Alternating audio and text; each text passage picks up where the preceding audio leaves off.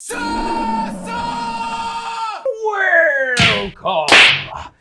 SASANs, to this week's episode of SASANs and Dragons, our homebrew house rule infested game of 5th edition Dungeons and Dragons. I am Magnus Beasticus, your dungeon master for the evening, and as you may have noticed, we are down 2 of our players, Luna and Enzer. Yeah, the loser. Luna and Enzer together make loser. It's a very common occurrence. So we're missing our losers for this week. They just can't seem to stay in the country for very long, which is a very lucky thing that happens for them. They're going to see a Muse concert in the UK. And he's also working in the UK. That's not important. They're going to Warhammer World. And they actually missed that opportunity, unfortunately, because of the Muse concert. No. So, wow. We're down 2 players, though this will take up exactly where we left off in last week's episode. I believe it was episode 9. In or just outside of the gates of Bresh, a now hostile city towards them. Carnigal, Thunky, Crow, Herchek, and Varkir are gathered together, camped on just around the corner of a valley that has visibility straight into the entrance of Bresh. Before we get into that, though, let's play the character intros. Only pay attention to half of them, Herchek and Varkir. Don't worry about the other half. Roll the tapes. I'm Thunky Beerbot. And don't let my facial hair fool you. I am a female mountain dwarf druid. I come from a long line of beer brewers, hence the name Beerbot.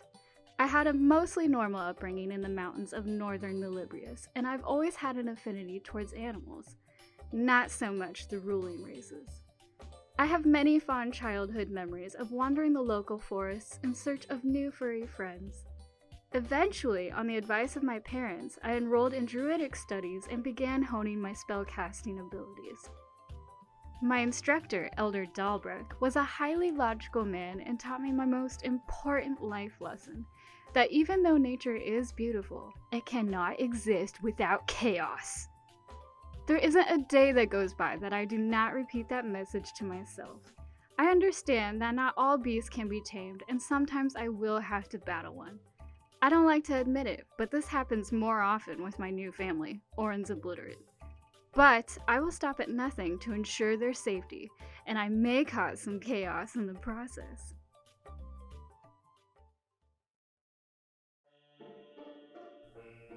If you were to gaze upon the mysterious property of Orenbelle's finest artificer, you would find a very large mansion met by a garden with superbly sculpted shrubbery.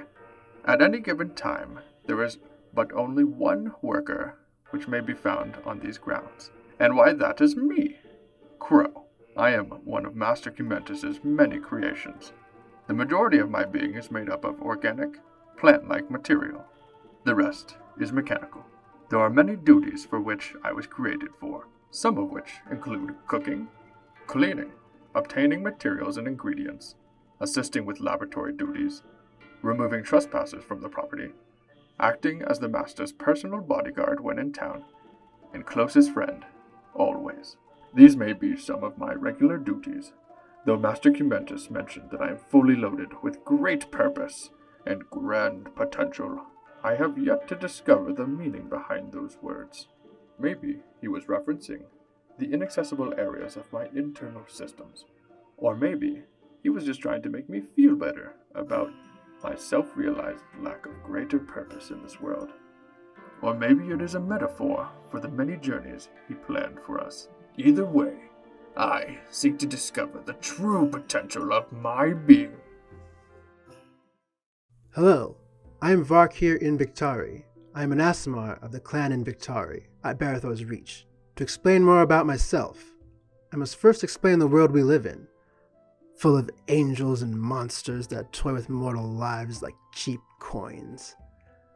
I sought out to rid us of the need to constantly appease these beings of considerable power. Even if all the world is my enemy, they will thank me when the work is done. For I believe in the strength of my fellow mortal, We have turned the tides of battle with nothing but one act that has spiraled out to a glory that is yet to be rivaled in this day and age. Kalinor, my right hand, my sword and shield. Altero, my left, my bow. All the others were dear to me, just as my mother and father. The angel that speaks to me in my dreams warns me of the dangers of what I do. But I know my path is virtuous, though I cannot say the same for the company I now find myself with. They may represent the truest of dangers, or the brightest of futures. Time will tell. My name is Herchek Bane. I am from the clan the Frenzied Bear, whose home is at the northeastern part of the Shattered Peaks. Growing up, I was split between two tribes, fighting over the land we both tried to call our own. My tribe's battle mentality was of pure carnage during warring, praising an unknown entity that I personally detested. My father, Urkhelm Bane, was fourth in line to be chieftain, known in the tribe to be a fierce warrior on the battlefield, and to have saved many lives in combat over the ages. He has but one mighty secret, which is where I come in. Born from a forbidden love with a mighty warrior woman from the clan the Roaring Tempest, my tribe's rivals. My mother, Rakir Stormwill, the Roaring Tempest. She was a brutal warrior on the battlefield and a kind priestess to those in need. Her deity, Regentia, as a weapon as well as her shield, is the goddess I now follow. After years of secrecy, I could no longer hold back my rage. During a battle with a fellow clansman, I unleashed my storm-bound fury. Luckily, through the deeds of my father and the tribe, I was not sentenced to death on the spot. I was, though, cast out from my clan, exiled, never to return or show my face around them. My title in the clan removed from me. One day I will return to my homeland and take over my clan to show them that there can be peace amongst all tribes. Unity is what I seek for the Goliath race, and I will achieve that goal, even if it takes my life. We pick up now as our party of adventurers are huddled together, ready to make way to the floating forest to meet up with Quenzel, the pilot that they had previously met and contracted to take them to to Ildfell, the city of the giants. The players are talking amongst each other. Herchek and Varkir are back sort of, there was some drama amongst the group last episode. They're back talking amongst themselves when, Herchek, you feel a familiar weight on your right hip as a large furry humanoid pulls his torso from the bag of holding you keep tied to your waist. Penki, your mysterious, ancient, arbitrary, and powerful rat friend emerges with large, distraught eyes, torso on the bag, and he quickly thrusts his arms out around both of your mouths. So his fingers touch your mouths, and he goes, shh, shh, shh. You're the only ones who would understand. They wouldn't. I've done something terrible. I tried to enjoy some light reading. And let's just say that they're in my special place. They're in my realm, my place of happiness, my domain. Come with me now. And his fingers are, as they go from both of your lips, they sort of stretch and arc around your face, and God. you feel the clammy palm over the top of your face as the fingers connect together behind your heads, and he just sucks his arms in, and you both get sucked into the bag of holding. Darkness fills your vision as the light from the day now is almost completely diminished. Yeah. And you are now falling inside of Penki's pocket.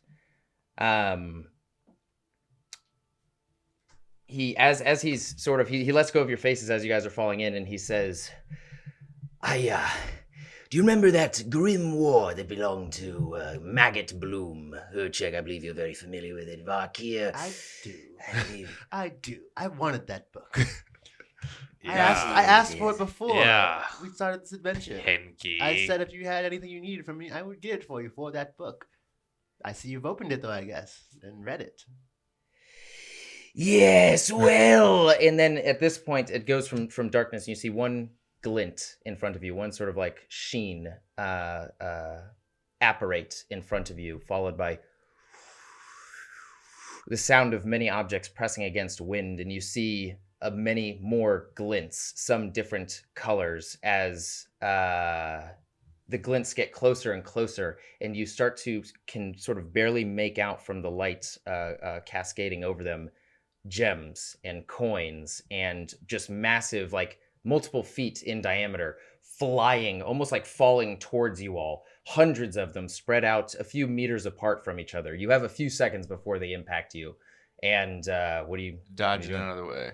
Dodging out of the way? How are you dodging out of the way? Jumping. You're falling. You're free falling. So how are you going to jump? I just did this perfectly. So I'm already trained in it. I'm just going to maneuver myself. As you're falling through the darkness. Okay. Do I see anything? Can I do a perception? Yes. I cast light as like just as 14 as a cantrip. What can? Cast light so I can see the coins. As you're trying to make out these shapes in the distance, a few hundred feet away from you, but approaching rapidly, this flash of light starts to emanate from Varkir's hand, and all of the glints, their pretty much their reflectiveness increases even more, and you just see this army of shining objects flying towards you. You can, since they are a few meters apart from each other, there is reason to believe that you might be able to maneuver in and out of them. You will say with a 14, you found an area, like almost like a pocket, almost like a tunnel between them, that you can try and aim for. What are you guys doing? We're aiming for him. I'm aiming for him. I'm just like, Mark here! Put my shield in front of me and try and like... Do they look? I pull out the Tempest and I'm just like, I'm aiming for that pocket, but if I don't make it, I'm destroying whatever. I'm just following him. Behind him. Like, I'm going to shoot a pillar of lightning, kind of destroy, make a path if I can't make it to the path. Penke goes, well, this isn't like it normally is. And he lowers his surface area, goes into a dive, like goes from like free falling skydiving into a straight dive. Herchek, you bring out the red Tempest hilt, your sort of like pink thunderous relic, and you hold it out in front of you. Vark here goes in line quickly behind you, similar to the scene in the first reboot of Star Trek, where they're all sort of like diving through the through the atmosphere. And go ahead and I would say roll dexterity. Actually, what do you want to roll to as you're going through this? An attack would be how accurate you are to destroy the destroy the relics around you. Dexterity would be weaving in and out.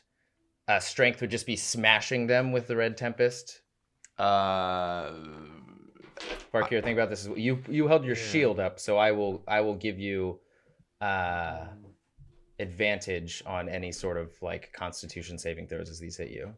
I don't know what these relics are, so I'm just gonna attack them. It's literally just imagine like trinkets and jewels that you would normally throw in like a bag of coin, all just flying in a shotgun blast towards you. Oh, okay.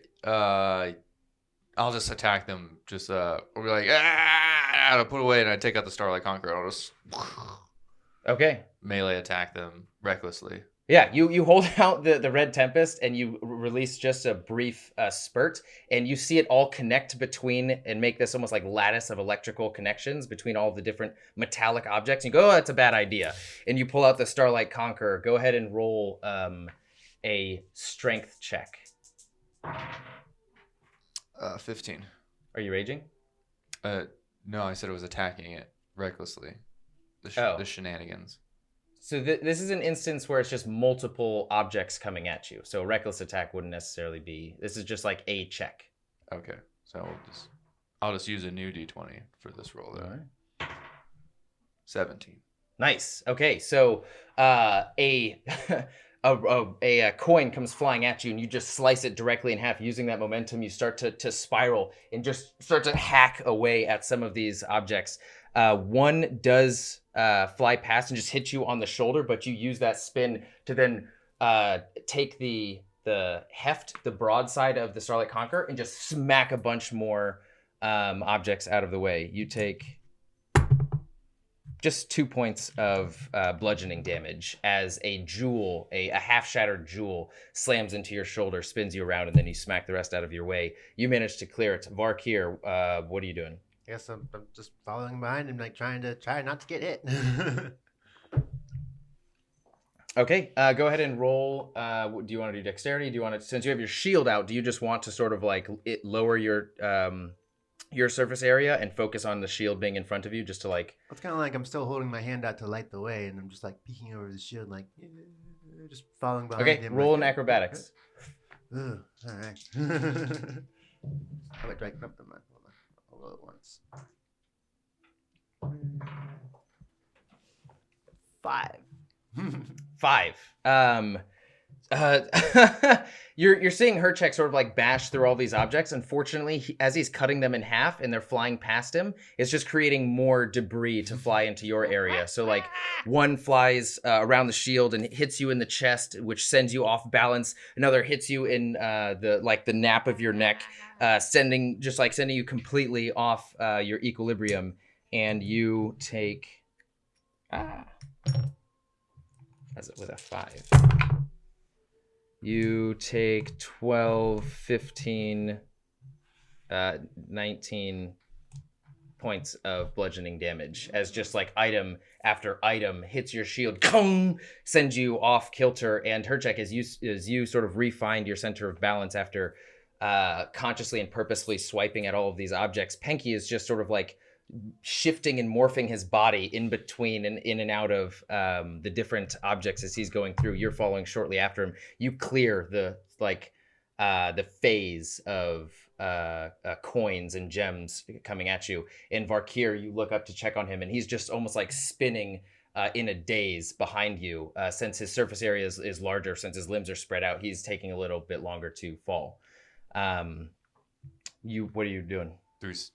So we're through the debris. You're through the debris, yes. Continuing? Yeah. Okay. What do we see any forms of what would be land? As you are looking, Do I see what was it? What? Dragon Ball Z is fucking King. Was it the Grand Kai's planet? King Kai's planet. Oh, King Kai's planet. I don't know, like the little tiny ball. Yeah, that's what I'm picturing. Is there that? That's what I'm picturing, Penky. as you're trying to sort of like see if anything else is coming at you, Penky turns around and just sort of like folds his arms and his legs together, and he's looking at you as you're both falling, and he goes, "He was obsessed with the Underdark. You don't understand. It was..." And then you hear this, and you feel this even like more hot press of wind sort of cascade across your body, and you see this ivory colored circle, this very vast circle start just sort of like fade into existence out of the darkness. And Penky goes, "Oh no, it was closer to a living encyclopedia of the Underdark than a spell book." And you start to scrutinize the ivory circle even more, and it is this row upon row of jagged teeth, many football fields in diameter. As you see these rows of teeth just keep going down and down and down. There's no like tongue or anything coming out to get you. It's more like you're passing through a Sarlacc portal at this point. And as you're sort of passing these rows upon rows of teeth, you notice the wind is pressing in one direction and then another direction, and your fall has actually stopped as the wind is going back and forth and then just sort of calms. you look around and you feel this sticky substance on your body, and you sort of like move your arm, and you are now what appears to be in a web as Varkir's hand is looking out around, and connected to the darkness on the side of this bottom of the Sarlacc pit are hundreds of vast connections of webs, and you start to feel vibrations on the webs. What do? All three of you are stuck, and Penky goes, "Oh, I would like to do Sacred Flame on the webs. Sacred Flame on the web. Okay, you guys have one. You guys have one action right now. Go ahead and Varkir, you're doing Sacred Flames. Yeah, it's a dexterity of 16 to. It's a What's dexterity what's the- saving throw. It automatically hits. Yeah, What's the range on it? You're just burning I'm whatever's burning on us? The webs away, yeah. Like, Okay. So as he's burning the webs, anything that I see that looks dangerous coming at us, yeah, these I'm going to things, shoot it with lightning. the Sacred Flames are pretty bright, I think, as well. Okay.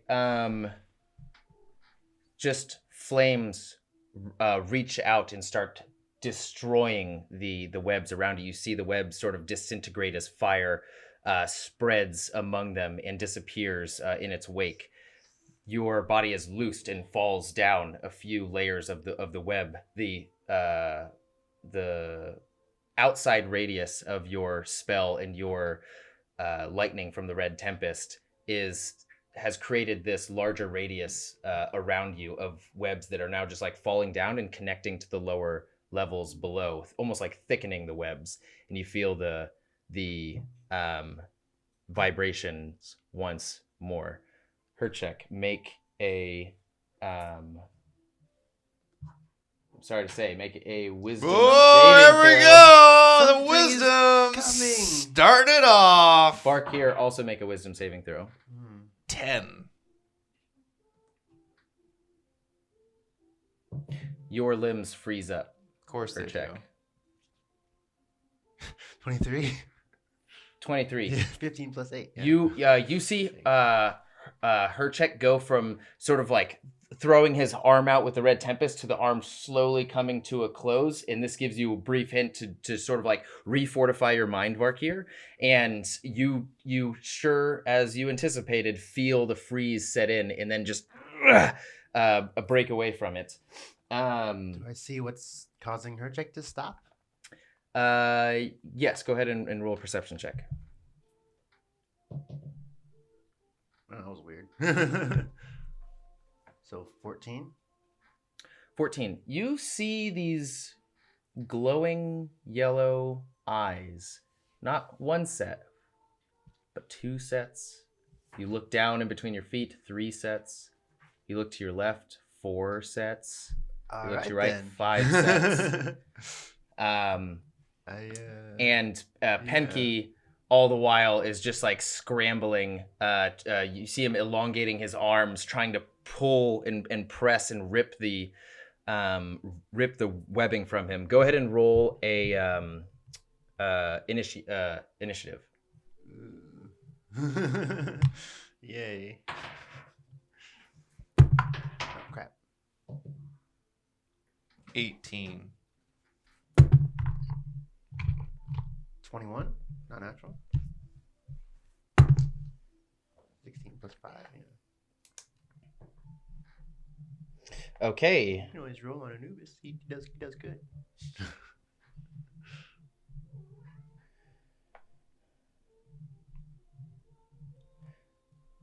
Okay, Varkir, you are up now as the hold person has faded from your mind. A new sense of clarity arises as you see these eyes. Nothing but darkness in the sort of glimmer of the ivory teeth above you.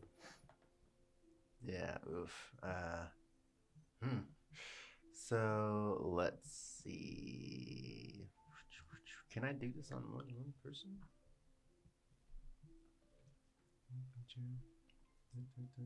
No, dang it.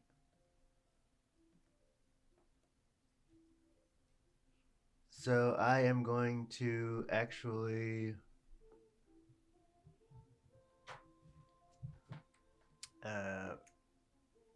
Song is supposed to be pretty dreamy. So how close is her check to me? Her check is a matter of feet from you. As you guys sort of destroyed the first layer of webbing, you both fell closer to each other, and you and Panky and her check are within arm's reach of each other. So I'm going to reach out to her check and touch him and make him do and give him freedom of movement. Which is, does that get rid of like, old person? And spells other than magical effects can neither reduce the target's speed or cause the target to be paralyzed or restrained. Oh yeah. So, Okay, nicely done. Her check. so for an hour, he can move freely wherever he wants, and he can use 5 feet of movement to escape any non-magical restraints, like manacles or a creature grappled or anything like that. Her check. You feel the familiar and aggravating paralysis over your mind and your physiology overall. And as the anger starts to well inside of you, it gets the hold over you gets released, and you are now free to do as you wish. You still have a bonus action and an attempt at movement if you want, and then her check, you're up. Yeah, did we get a long rest before this or no? You did. You did? Okay. So Yeah.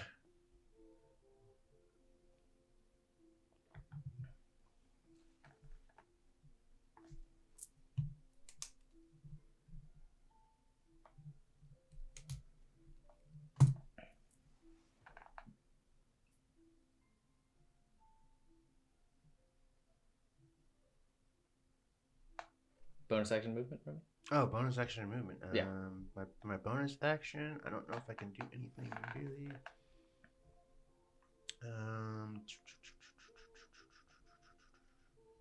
I can't find something that takes a bonus action to do.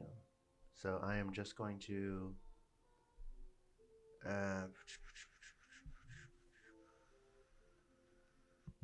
crap. I'm going to, I guess, just try and move closer to the ground, I guess.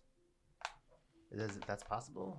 Just like try and weave in and out of the... I'll say we'll combine your bonus action and your movement. Make a strength check to see how sort of what your success is at freeing yourself from these. Oh, wow. 6. Her check. You look over, feeling the relieving energy come from Varkir, and as you look over your shoulder, you see him without any outside influence, just like wrapped up even more in the webbing, and like his arms start to become more restricted, and he is not looking good. I would say you have, based off that 5, have made it even more difficult for you to do any checks to get out in the future. Her check, you're up. So we're still falling. No, you're not falling. You We're are in a state of stability on and in webbing. A large amount of webbing that extends so far into the darkness that you can't even see where it connects to. And you can see some glimmers of what may or may not be many sets of eyes. I would like, can I move? I want to try to move towards Varkir. Varkir's an arm's length away from you. I'm slicing him out. I'm gonna take out the red tempest and just start cutting him out of the webbing. Okay, go ahead and make an attack. You can do this reckless. I will do this reckless to make sure it goes. Thank God. 23. What are you doing? 23? Yeah. Okay. It's just natural one. Yeah, with one slice, as you're consciously almost like heating the blade, and it goes from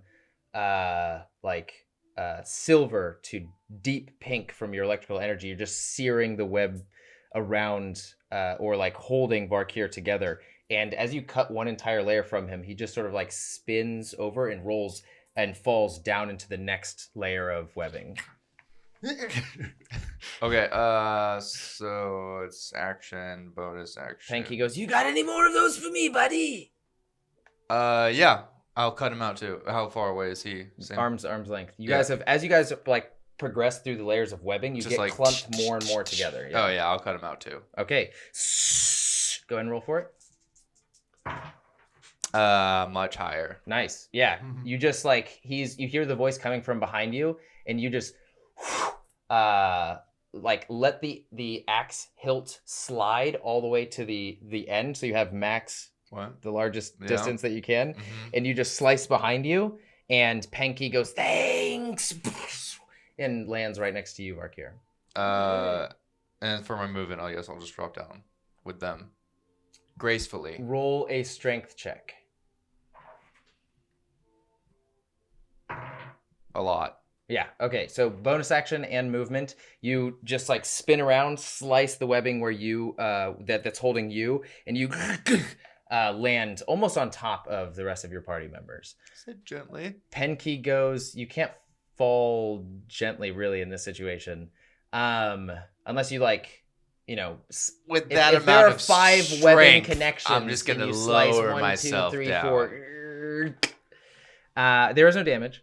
Penky then starts to go, I know this makes most people uncomfortable, but just bear with it. And he wraps his arms around himself, and then his hands, even from like wrapping around his entire body like 2 or 3 times, start to wrap around you guys, and you feel this sickening greasy moisture sort of like spill from Penky's skin and coat everybody as you guys just fall. A few more layers of webbing, and he goes, we should be able to use this to escape. Sorry for the feeling, though. And at this, the whatever's in the distance are up, and one is going to roll a strength saving throw. Her check. Ooh. I should have a lot to add to that.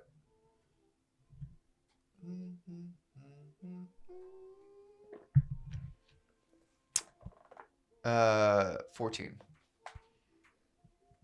14. Just barely managed to, as you start to feel just like coating upon coating upon coating of the same webby substance start to like just lap over your body coming from a direction outside of your view. You just start grabbing it and ripping it off. Clearly, this substance is not strong enough to hold back Herchek's just native massive strength. Another one is going to... Actually, quite a few. Okay, actually... Okay, so... You still have freedom of movement on.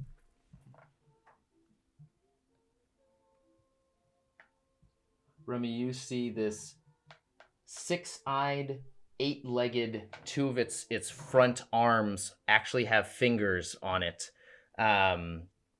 Black-skinned, bulbous body of this large spider creature, maybe 9 feet in diameter. Sort of like you feel the tension on the web vibrate as it gets closer and closer to you. Looking in between your feet, you see the pincers on its mouth as it is going to reach out one of its hands. It's carrying a dagger also. It's going to reach out one of its hands and just stab you. This giant spider, I got a dagger. You take... Does 16 armor class? It beat 16. They all rolled high. Okay. So you take 10, and then 5 points of piercing damage, 10 points of acid damage. I'm sorry, poison damage, as this knife gets inserted into you, and it's almost as though the spider has bitten you.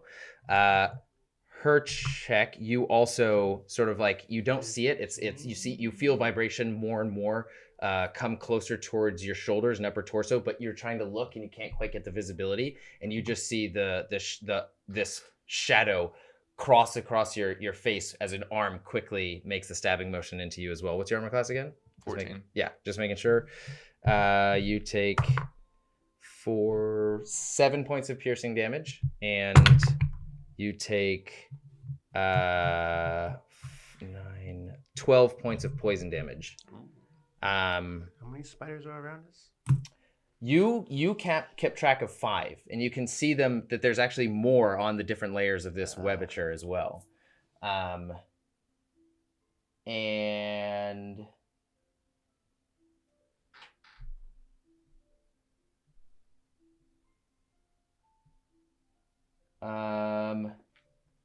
Penke is going to make a wisdom saving throw. Beats it. And Vark here, you're going to take. You actually, yeah. Another smaller, but this time it's humanoid. It's like this midget walking with 6 appendages, 2 sets of arms and 1 set of legs, daggers in each hand, and he just sort of like walks up to you. It also with this spider humanoid presence to him, and he walks up to you and just starts sort of like his arms start whipping into you, and you take.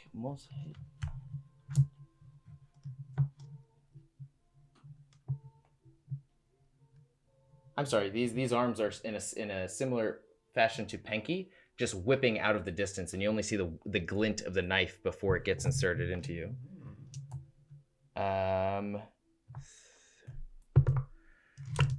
6 points of piercing damage, 3 points of piercing damage, and 5 points of piercing damage. So a total of 14 points of piercing damage as just the web connecting you to this sort of like level. It's hard for you to move out, and the more you struggle, it's almost just like the more you get stuck in, the easier it is for these enemies to hit you. Herchek, you're up now. Okay. I'm sorry, Varkir, you're up now. Then you're up, Herchek. I quit. All right, we're done. Okay, I think maybe now is time to change the music. Oh, do you? From dreamy to something a bit more dire.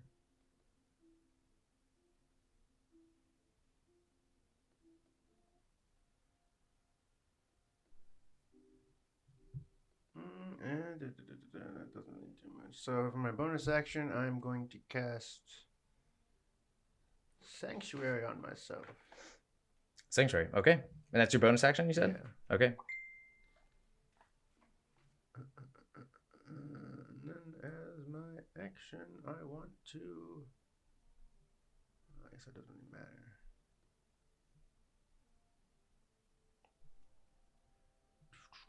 Where is it? No, I want blight. Well, I can't find it right now. Apparently, I don't have the spell. Oh, there it is. Yeah. So I'm going to take this spell and let's see. It has a range of 30 feet. So can I actually use this? Well, actually, I guess it's a creature, so never mind.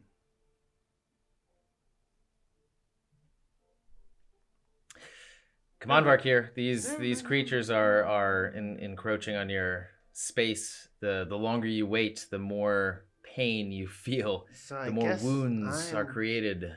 just gonna do healing hands on myself and restore 11 points.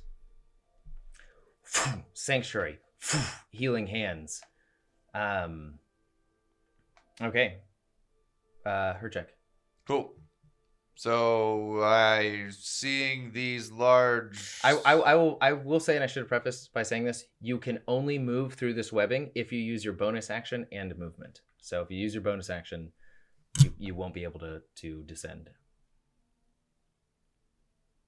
Just letting you know. Okay, that doesn't change anything. I would like to rage. Okay. Seeing these spooters. Whatever am I? No, I'm trying to change my health, but it keeps on blurring instead. It's because you're dying. I'm gonna use the Red Tempest hand axe. Okay. Use the pillar. Where does like the largest concentration of like eyes that I can see? Are they surrounding the largest? Varkir has quite a few around him, but you look in every direction, you can see eyes. So you'd almost, yeah, in any direction you choose will have a potentially equivalent outcome. Okay, I'm just gonna pillar around Varkir, but specifically target every single spider that's in his area. Okay, go for it. Yeah. Sweet. 3d6 lightning. And then, do I have to make an attack roll if I'm just doing the pillar? What does it say? May still call upon a lightning pillar after attacking once. Oh, dude, that's good to know. This includes throwing. Storm aura, lightning pillar now affect all creatures of your choosing within 15 feet radius. Your storm aura, it acts effectively the same way. So I think they roll a dexterity check, correct? If it's gonna act like my aura, then yeah. Okay. But you don't have it if the pillar is within 30 feet of Varkir. Okay, so yeah. within 15 feet radius. Oh, it's a 15-foot radius. Okay. The aura is a 30-foot radius. Okay, so 15 feet, it just automatically hits. They have to roll. So you're just pointing it in the direction of Varkir and consciously controlling the electrical tendrils arcing out from the epicenter to connect to all of the spiders, correct? Yeah. Okay. So they have to make So four in your vicinity, you see whereas you didn't see them before. You're literally just focusing on attacking the opposition around Varkir. The light from the pink tendrils of electrical energy illuminate the area, and you can see numerous spiders on this webway of webs. And 4 of them in Varkir's immediate vicinity, all poised to attack or in the middle of attacking, light up. Go ahead and roll damage. I will see if they... Dex of 15. Ooh. 10 points. Wait.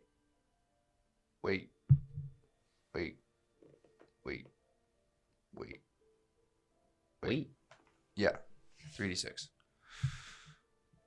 So 10 points lightning damage. Okay, 10 points. All 4 of them start to, like the small patches of fur along their just their bodies start to light up and flare and set them on fire, and they start to, all of their limbs start to curl in on themselves, and as they become small contained fireballs, and they just drop through the webbing, all of them around Varkir, clearing up the webbing around Varkir. As they drop, as the final one severs the web connection between Varkir and the last piece keeping him aloft, he falls with them back, descending into the darkness. Bye. Penke at this time, and you're still greasy. You can, man. Okay. Another additional rule, which is very relevant here, is if you have the grease over you that Penke did, you all have it over you, you can use your movement to just slide through and out. Okay, I'll noodle my way down. Okay. About 3 more layers of this webbing falling, moving your shoulder in, falling, sort of bringing your leg in to get it around one, falling.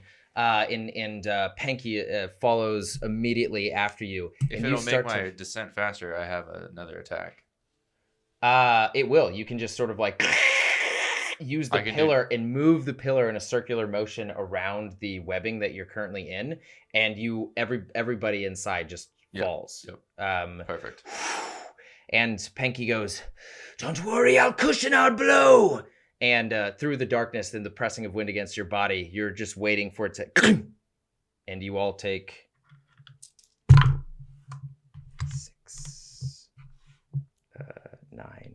13 reduced to 6 points of bludgeoning damage. Varkir, note that. You fell through the webbing before everybody else. You heard Panky say, "Don't worry, I'll cushion our blow." And then you all just aggressively hit the ground. Yeah. So I took how many points? 13. 13. Mm-hmm.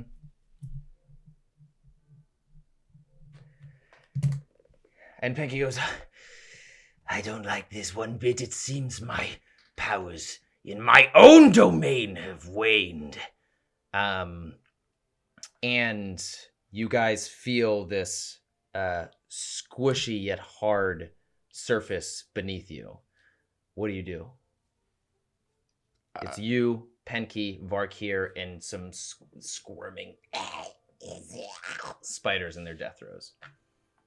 I'll just go around stabbing the spiders, making sure they're dead. Okay. Still very dark around you. Are you holding up your light? Yeah. Well, still, I guess. What is the? Do you have to? Light Is that a last? concentration? It's a cantrip. So anytime there's darkness, you're just going to cast it? Should we keep that? No. No, I'm not gonna cast it. I'll put that into his head. You know, I just want to spell know. lasts for 1 hour. Oh, okay. And it's on the palm It's of your just hand. like on my hand. I can put it on objects. So Okay. What are you doing? I think I'm gonna take the light and just put it on my halberd. It's like whoop, whoop, whoop. Okay. Mhm.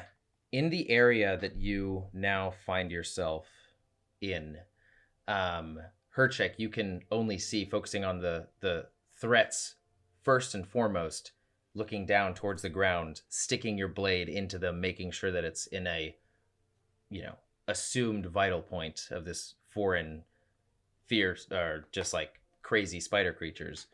I'd like to make note of that. Like at different ones, I'm gonna see which one is like the most destructive, I suppose. Okay, roll Was a it nature I was gonna check. say like a nature check. That's a natural 1, baby.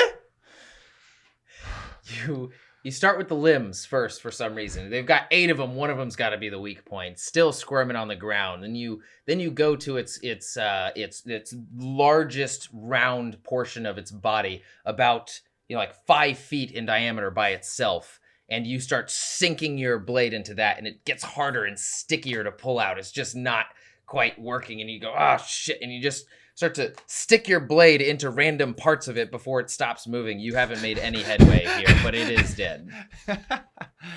You accidentally stab your foot, and you take 4 points of piercing damage. You mean 2? You're not still raging, are you? Yeah. What is? It never drops. It drops when I say it drops. Look up what that does in the meantime. Varkir, as you hold the light around you and you survey your surroundings, you see something for sure. So what do I see? You look around you and you actually tense for a split second as you see more glints of light around you, but with quick scrutiny, you notice that they are fixed in place. You see amongst the glints of light, sort of like hums and radiating colors in random positions as well. It appears as though these items, you see the massive items that you've seen in Penke's pocket before, but they are now affixed in place by stone, by this almost like stone lattice. You look all around you, and it's as though you're at the bottom of a massive sphere created by stone, corridors, stone pathways, connecting items together. It's this very bizarre, almost like ant hive when you look up, or when you've seen neuron connections. It's like a pillar of stone connecting an item, and then another pillar connecting another item, leading into a cave. It's hard to make sense of any direction as one focal point here. Do you need any further description? I understand this could be a very confusing thing to So, visualize. like, I'm thinking this was made by a creature of the Underdark, since Pinky was saying that. So, can I do like a animal check or something to see if I know what type of Underdark creatures did this or anything, or no, or just ask Pinky what it. Sure, and you do see movement, like you see shadows streak across random portions. This is not a dead area. There are you hear Yeah, I'm just like. very disconcerting sounds. And Penky goes, "The Underdark has wasted no time making itself comfortable, I see. Dark caves, corridors, and creatures regrettable. He's more Hezros. That the only room for one regrettable that there's only room for one dark creature here. And you're going to help me with that, aren't you, boys? Yes. We need to find out what this is, though. We must make it to the book and close it to do whatever we can to stop this incursion. It grows by the second." And as he says that, you can actually sort of like you're looking around to scrutinize the area even more to perceive the activity. And among the creature sounds, the partial glances of movement, of skittering, you notice that ever so slowly it's expanding. It's getting larger and larger. And you see on the far side of all of this interconnected lattice work of paths and tunnels, you see this light like piercing through some of the caves and corridors, as though it's on the opposite end of the sphere that you currently find yourselves. Does that make sense? So you just see light percolating through different holes and whatnot. And it's this white light, but it's like this sickening, you almost see like black particles within the white light.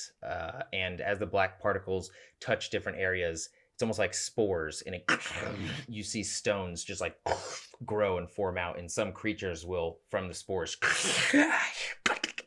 and start walking away.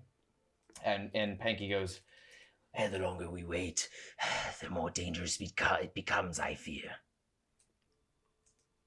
Can I try and guess what these animals are, or see like any resemblance of any animals I've seen before? Yes. And so roll a nature check at advantage, because you have encountered creatures of the Underdark before in the floating forest.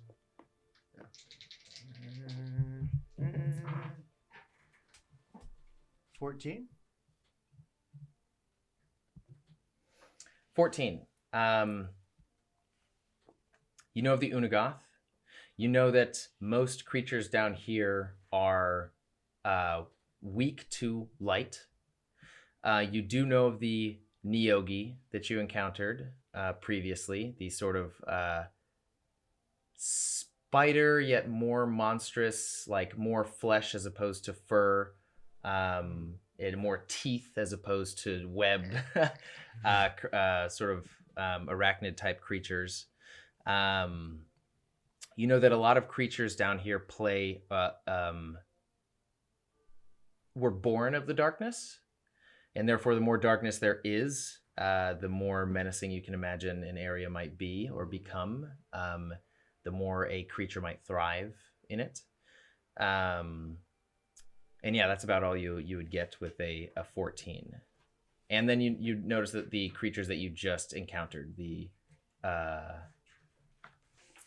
you're now thinking about it, and one was a Choldrith, and the other was a Chitine. Choldrith is the larger, more reminiscent of the typical spider, but it did have the two sort of front arms. The Chitine is the more humanoid with 4 arms and 2 legs, wielding all the daggers that just like whipped its arms and stabbed you. So spider-like creatures. We've dealt with things like these before, I guess. Let's get out of here now. No. You do notice a bunch of crushed eggs beneath your feet as you're sort of like looking around to assess your area even more. Like there's always something new that seems to show up. There's a set of eggs with one pristine one in the middle. A lot of goop around it, just like gray goop. You want to touch that egg, or? Just think about it. I'll stay here. You can go ahead and touch it if you want. I'll go investigate the egg. Pinky, come along. Come check out this egg with me. Then just holding my halberd out. Sort of like hopping alongside you. And it's interesting. The last time that you ever saw Penky's legs was during the ceremony. It's like very rare that you'll ever see the lower portion of his body or that he'll ever like walk amongst you all.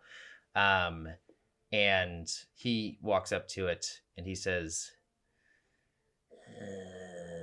I don't know. Life, being a mother. What if it hatches and like it, we can control it because it thinks that we're its parents. Kind of appealing. But also, what if it attaches to your face and lays eggs in your stomach, and then, about an hour or two from that point, it bursts out of your belly and then destroys the rest of your party. That seems like a very alien concept to me. Foreign, really. It's up to you. If up to your discretion. This may be my domain, but we're all in a foreign situation now. We'll either put it in a place for storage, or a bag of holding, her check. A Penky's pocket, some may say. Well, Varkir also has a bag of holding. Yeah, but it's not as cool. Or I could just smush this egg right now. We could just be done with this. True. I mean, do we need an asset or do we not? I think we need an asset. We could use an asset maybe, but I poke it's it. Dangerous. So let's see. Poke the egg. What does it do? If it moves more than like a wiggle, I'm gonna prep Starlight Conqueror. It doesn't move outside of what you apply to it when you poke it, but you do hear this pleasant.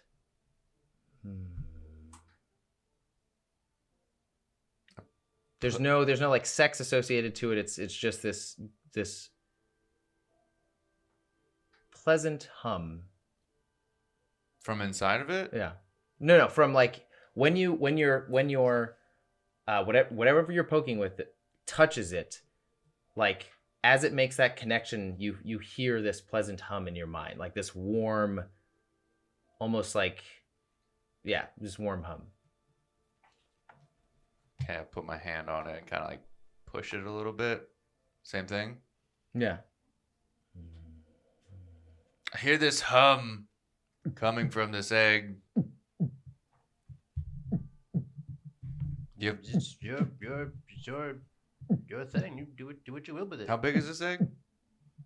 It's like a foot. I pick it up. Okay. Anything? Indiana Jones. I walk Some over. of the sticky tendrils separate as you pull it. Your fingers are covered in gunk from the bottom, but it's very wet, damp. I walk over. The egg itself is very warm, though. Okay. I walk over to Varkir and I put this in your bag. What? Did you see what happened to Penky's We might pocket? need this. We might need this. I would see say what if you happened want, to Penky's if pocket. your goal was to destroy it, then potentially the bag of holding is the way to go. It only has 10 minutes of air in there. A typical bag of holding, anyway. How do you know this egg needs air? I don't. It's a guess. I know a little bit about life and death. It's weird that you would say that out of the blue. Penky. Almost like you had like insider info. As to bags of holding and He does live in ancient one. relics and the like. About this egg. I know nothing of this egg. Mm-hmm. Clearly a byproduct of the Underdark, but the creatures of the Underdark are more primordial and less... Well, no, there's plenty of evil to go around down there, but there's potential for controlling new, fresh mind into the world. Varkir, we're putting this in your bag. There's no potential for We're death. putting this in your bag. Nah. We're putting this in your bag. Just in case. Varkir. I take the rope out of my bag and wrap it around the egg and then hang it off my belt.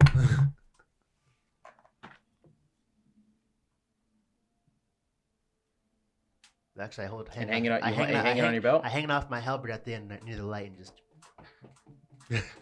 Okay.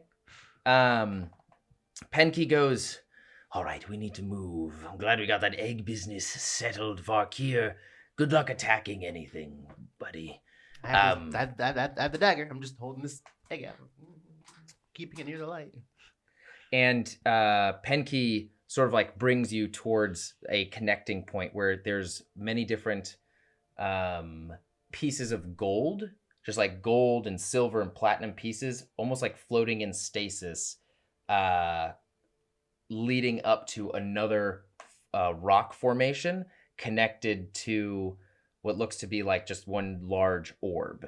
Another random item among the scattering of like halberds, shields, potions, books, even portraits that are now like corroded and destroyed.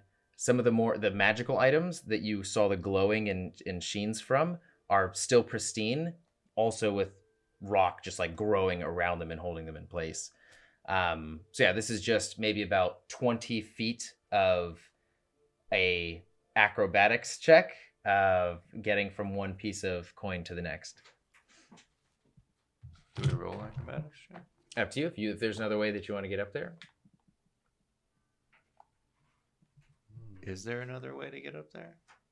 I'd like to do You hear as Penke just stretches his arms out, grabs one of the coins, and jumps I up. do the same. You still have freedom of movement. I don't know if that helps you with any of this. I mean, you have Piccolo's arms, so. You looking at physical obstacles, whereas there wasn't much of intimidation before her check, now there is almost no hesitation as you feel this elation at the capability that your body has right now, just in terms of, because you have freedom of movement on. Is that 60 seconds?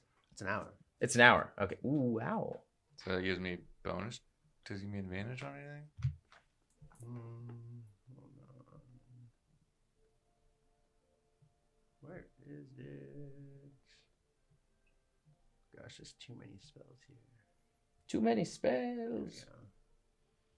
Yeah, for the duration, the creature's movement is unaffected by difficult terrain, and spells other than magical effects can neither reduce the target's speed nor cause the target to be paralyzed or restrained.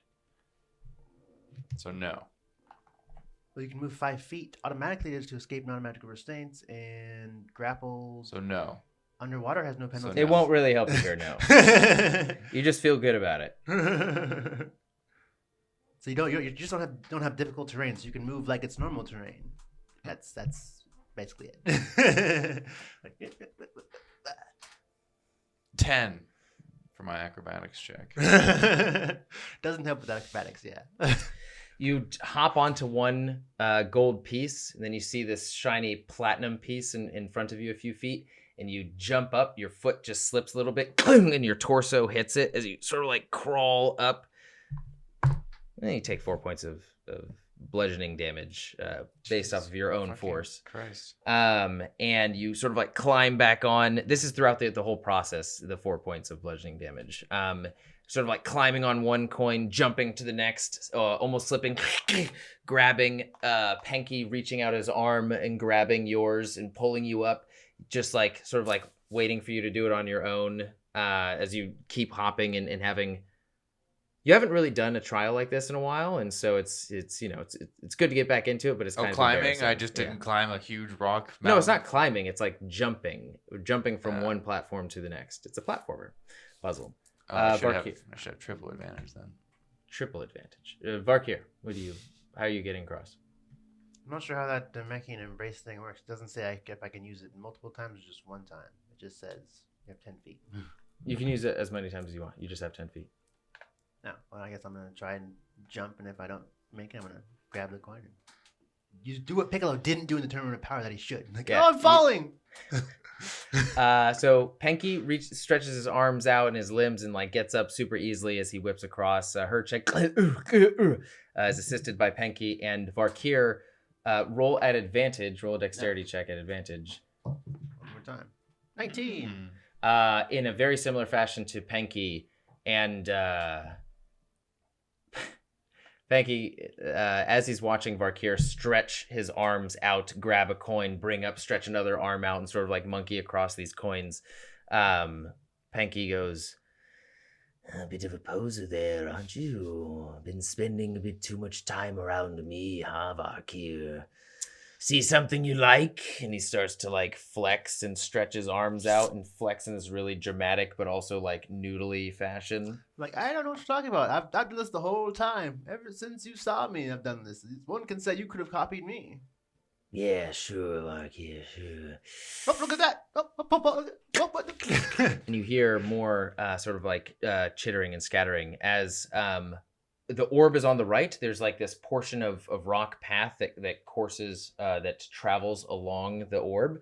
As Penky sort of like just on all fours crawls in front of you, like sniffing a few things. You guys are following along him. As you round the corner, you see these large interconnecting. It's a fleece. It's a chainmail fleece that's almost like this climbing wall leading up to another stone platform where you see the light from the book far off in the distance sort of spilling on top of. But you also hear,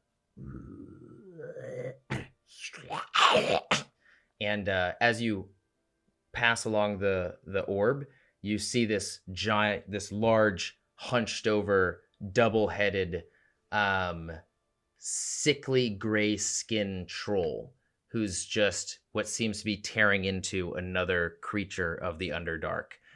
He is about 15 or 16 feet if he were to stand up all the way. And so on the right is this double-headed troll. On the left is this fleece that leads up to another portion. The fleece is connected by chainmail links as well.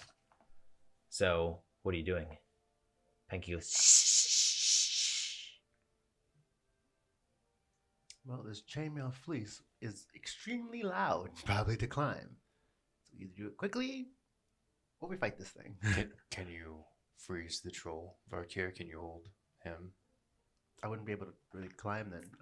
Well, I could try, but I would eventually go out of range and he would be released. That's fine, as long as we can as long as we can climb up. I don't know if it's that far either.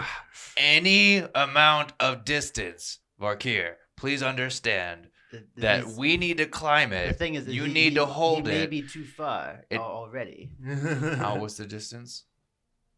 Let's see. So I can go 60 feet. I don't know how far he is. So you can cast it from where we are. And then he's about 40, 50 feet away from you. And then we can climb up. About 10 feet, then he's released. What do you mean 10 feet? He's where are you getting 10 away. feet? Where are you getting as soon as we're on the... How close is the troll to the chains? The troll from the chains... imagine like a triangle. Like the troll is 40 feet away from the chains, you're 40 feet away from the troll, and you're also 40 feet away from the chains. Okay. So like we would get 20 feet closer to the chains and he'd be released out of my spell. He'd just run towards us. That's fine. You should hold him still. That's gonna waste one of my level 4 spells. That's a level 4 spell? Oh, never mind. I can use it at the lowest level, I guess, like level 2. Yeah. And the troll sort of one of the head. The other head is completely immersed in feeding. The other sort of like looks up with this dumb, slack-jawed look, up and around, and just sort of hangs there for a split second. And continues eating. All right. So hold it until it comes after us. Why don't we just go to the wall until it sees us? Then It's exactly what I just said to you. You just said hold it until it sees until it sees us, which is we coming at us. Why wouldn't we move before it sees us? We're gonna do that. So we're agreeing on the then same why plan. didn't you say move? You just said hold it and then move. Fine. Whatever. Your mind's too simple, Varkir. Nah, you're just saying it all backwards. So we're moving.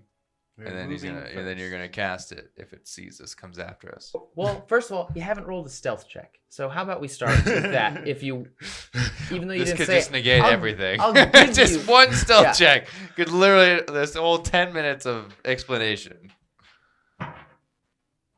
Probably 11. So stealth. 6. Yeah, all of that was Yeah, for nothing. I don't do stealth. Wow. And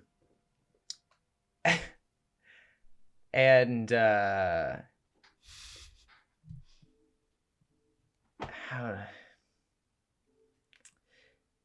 Yeah, as you guys are approach, you see the heavily breathing and feasting troll. You see the climbable, clanky, potentially fleece in front of you, and you manage to make it all the way over to the fleece well enough. Here we go. But as Varkir in his full plate mail, also you need to roll a disadvantage. Are you wearing plate? I have scale mail. Oh, So you it is still have to still roll a disadvantage, disadvantage. Yeah. I got a 6 anyway, so it doesn't matter. Or it could be a natural 1. No, it's on 11. So. Yeah. So you use one arm to pull yourself up, and your chest plate starts scraping against the scale mail. Or sorry, yeah, your chest plate starts scraping against, or your your scale mail starts scraping against the links of the fleece, and the same dumb head of the troll just. He rolled a 2. Oh. I thought Penky rolled a natural 1. No, Penky rolled high enough. Penky, Wow. you see again, his arm just sort of like elongate and just like. That's about as much as you hear from Penky's movement, and he's ahead of you guys. Herdcheck, you're climbing up as well. What speed are you climbing this? Are you using like dash? Or are you you're dashing? Okay, so roll a stealth at disadvantage. Everybody. I think climbing is difficult terrain for me, so. That was a 7. Calm it down. So what does that mean? My At a my 14 speed hit. is reduced to half or something like that for difficult terrain, or what is that? Yes, it is. It is reduced to half. 8. 8. Okay. I can travel at 15 feet. You can travel at 15 feet. Okay, so yeah, at about 15 feet, as Varkir has made only small attempts to comfort or lessen the noise that he's making by scraping his plate, by scraping his taint.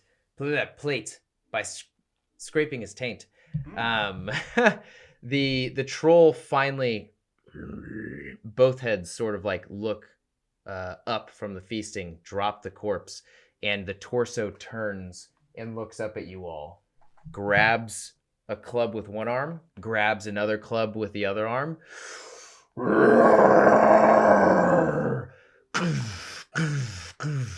We're gonna go you three and then the troll.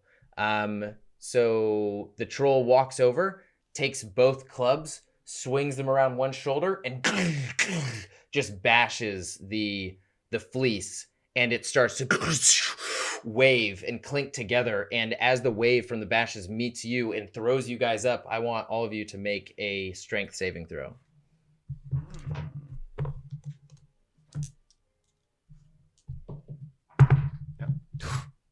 A lot. I don't know what that is. Saving throw. That is an 11. 13, that means? Yeah, 13. 13. You all barely manage to hang on as your bodies leave. Your arms are the only thing grabbing around these links. And you slam back onto the link fence, taking 4 points of bludgeoning damage. You guys are up now. Are you still just beelining it to the top? It'll take at 15 feet per round, Rummy, even at a dash. Is that true? Even at a dash? I didn't use a dash, so I'm not sure. So you can either do action or you can dash. Same I'm with gonna have to you, use an action, Perchek. so- You want to use an action? Yeah. Okay. Herchek, are you dashing or are you using an action in protecting Varkir? I'm going to use an action to do something different depending on what. Still climbing? No, I want to climb towards him. Okay, you guys are all climbing together, so you're in the same area. Okay. Varkir, are you still climbing up? I'm still climbing up, but yeah, the human within range, you can see the dragon mosquito is in vain, so I'm using hold first. So at 15 feet per round, it'll take 3 more rounds to get up there, including this one. Okay. Okay. I'm gonna say to Varkir as we're climbing, is like, "Are you gonna be able to hold on to this fleece, Varkir?" I should be. I mean, there's no. It all depends. It all depends on how hard this troll hits. All depends. If I attach something to you, are you gonna deny me? Attach something? What? I have a better grip on the chain. Why would you? If you fall, I can catch you. You also climb a lot faster than me, so. Well, obviously, I would slow it down. You can go and ahead. probably help you, give you maybe an advantage on climbing. You can go ahead and try, but I'm gonna attach some rope to myself and him. You probably Okay. have to climb down and put it on. We're right next to each other. Yeah, he's been following you. Imagine Herchek is keeping your pace. Yeah, so I'm gonna attach it to him in hopes that if he falls, that I can grab on Right. to embrace it. That is your action. Make a survival check. I don't know if I should take that since I just lifted it up and just dropped What is it? 19. Yeah, sure. That's Sure, fine. okay. It wasn't cocked or anything. 20, not natural. So. I just went like that. It just went 19. So. Yeah, one arm holding the link still. The other reaches into, as you reach down and you realize the bag of holding isn't there, Penky just holds out his arm and gives you a rope. The pinky of holding. And you throw it around Varkir with one hand, tie the knot as hard as you can, throw it around yourself, tie it as hard as you can. I'll say that'll also be a bonus action to tie both of you. Bonus action to tie you, action to tie Varkir. Okay, that's Okay. fine. Perfect. Varkir, what are you doing? Guess I'm going to hold person on the troll. Okay, it rolls a wisdom saving throw. Yes, of 16.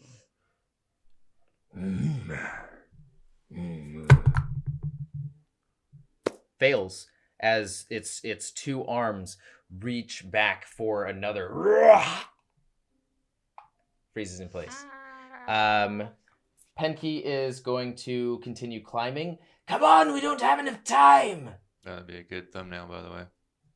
That still that you did, yeah. And he is going to throw down his arm onto the. No, he's not, because that might disrupt it. He's not. He's just going to keep on climbing. The troll in his turn is going to make another fails. Herchek, Varkir, you're up. Okay, I'm gonna climb, and then You've got 30 feet to go. I'm also attached to him. Okay. So Are you climbing as well, Varkir? Yeah, I'm still climbing. Okay. Yeah, climbing alongside of him, kind of tugging him, pulling him gently to kind of assist him in his climbing to make it a little bit faster. Okay. But All right. I'm very cautious, like grabbing, confirming I grab, and then go. Okay. What are you doing, Varkir? Continuing to climb. You know that at the current distance that you are, if you used everything you had to keep climbing, you would make it to the top. I guess I'll use everything I have to climb, and hopefully how far are we away from the troll now? You were 15 feet before. You will be 45, or sorry, now you're 30 feet, and after this turn, you will be 60 feet. I guess as soon as we reach the top, the holding spell would dissipate.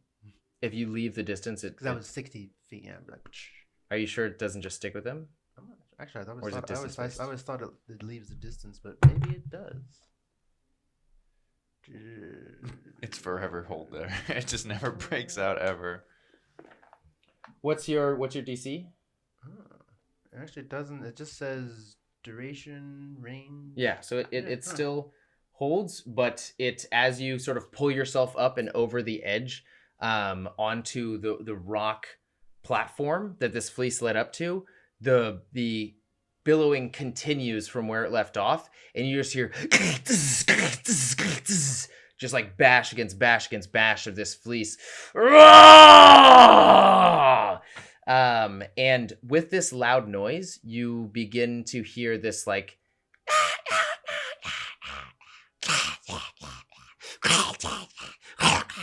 from around you as you start to hear just like skittering in almost every direction. You're on a stone platform. How far does your light extend? Only 40 feet. Dim light, bright light for 20 feet. Dim light for 20 more feet. Yeah, you can see this. It leads into this tunnel, this platform, and all around you, you start to hear the skitter from behind you, from coming from outside of the darkness, coming from inside of the tunnel as well. You start to hear this like moving of sharp legs across stone, and just like gnashing of teeth. What are you guys doing? We just hear this all around us. You do. You imagine the loud noises is what tipped it off. Cool. Gonna shoot and it's all darkness surrounding us, right? We're just like it's darkness with the exception of the light that he is shining, as well as the light from the various relics consumed by stone. Yeah, I'm just picturing if you remember the scene in pitch dark, pitch black, when they're like going through the desert, and it's like, oh, they have this little bubble of light, but everything around them, there's just tons of beasts in the darkness. I'm shooting off a pillar of lightning in just a direction that I hear concentration of them. Okay. Varkir, what are you doing?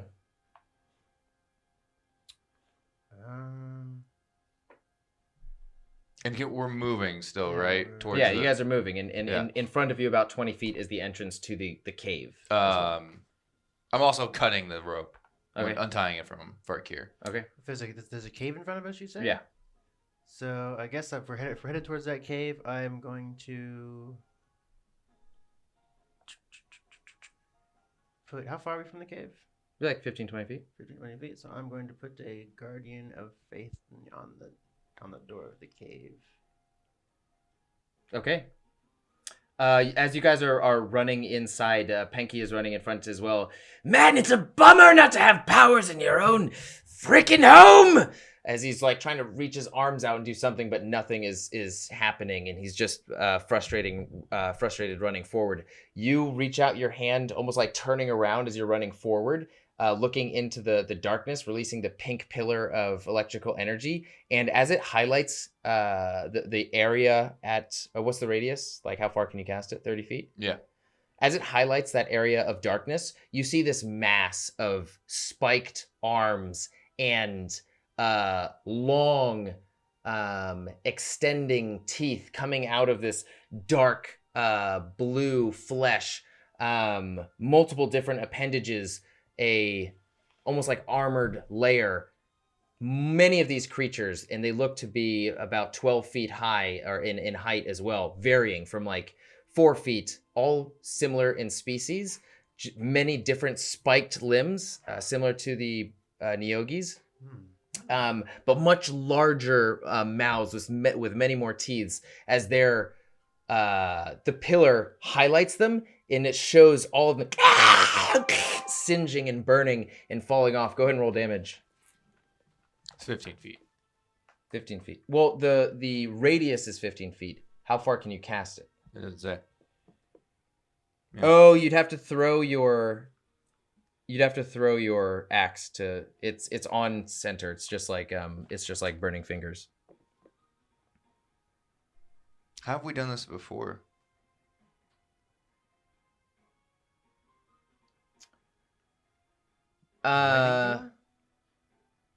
Before your lightning pillar, you would just hold your axe and just like. Yeah. You would just go like 15 feet around you or whatever.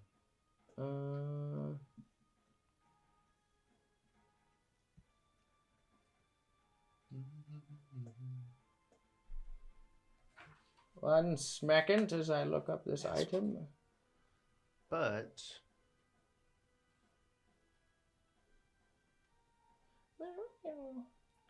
Can continue the full action of the lightning pillar. Now 3d6 may call upon the lightning pillar after attacking once. This includes throwing the red tempest.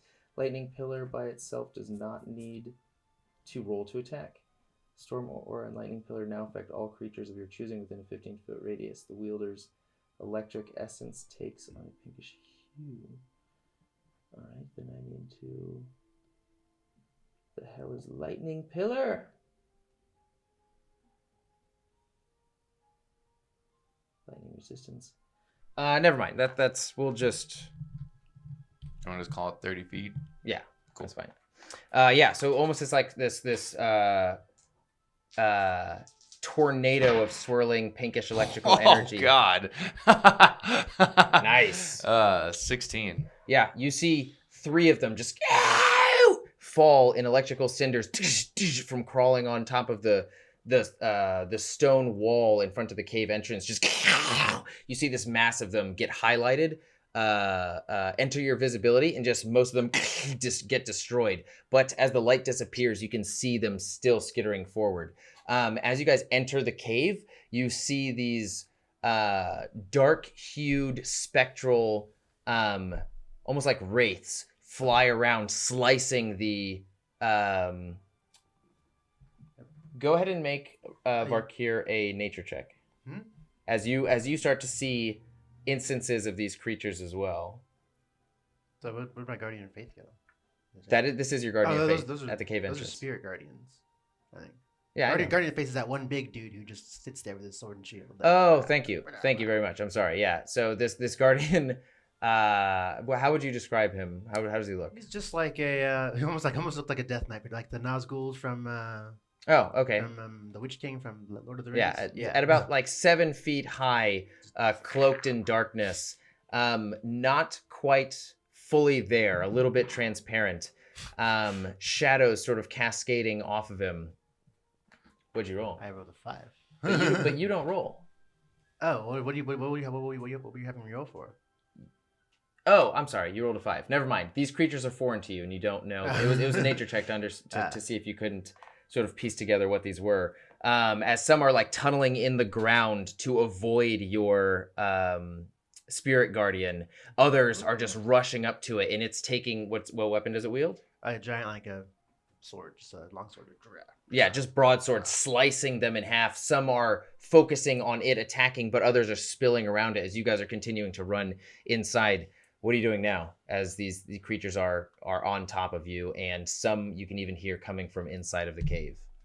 Visibility at this point, all you see is this network, this single path of cave twisting and turning, so you only get about like 20 feet of visibility intermittently as you're running down these corridors. And it's like, is it rock? Is this cave rocks? Or... Yes, it is rocks. I shoot a lightning pillar at the wall. Behind you or in front of you? Behind us. Nice. Okay, go ahead and just roll damage. Hopefully this will cause a cave-in behind us. 9 points of damage. Half of the cave as you're just like trying to burn out the top portion of the rock and loose them down. Some crush, and you can see their spiked appendages sort of splayed out under the rock as others just start to run around it and continue I'll going. do it again. Just on the other side. Just another... Go ahead and roll damage. Varkir, what are you doing? 11.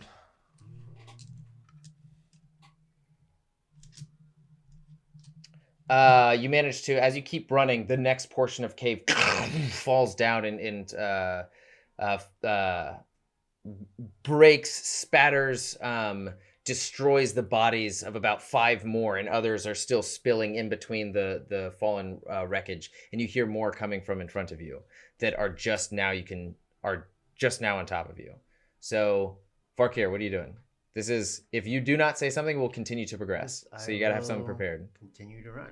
I mean, there's nothing I can really do besides that guy. If they are directly on top of you, what are you going to do? If they're directly on top of me, I'm fight them off. I guess I still have sanctuary on me. So Oh yeah, you do. actually, no, I don't. Yeah, have if we're sanctuary. gonna just keep running, I'm going to keep casting the pillar.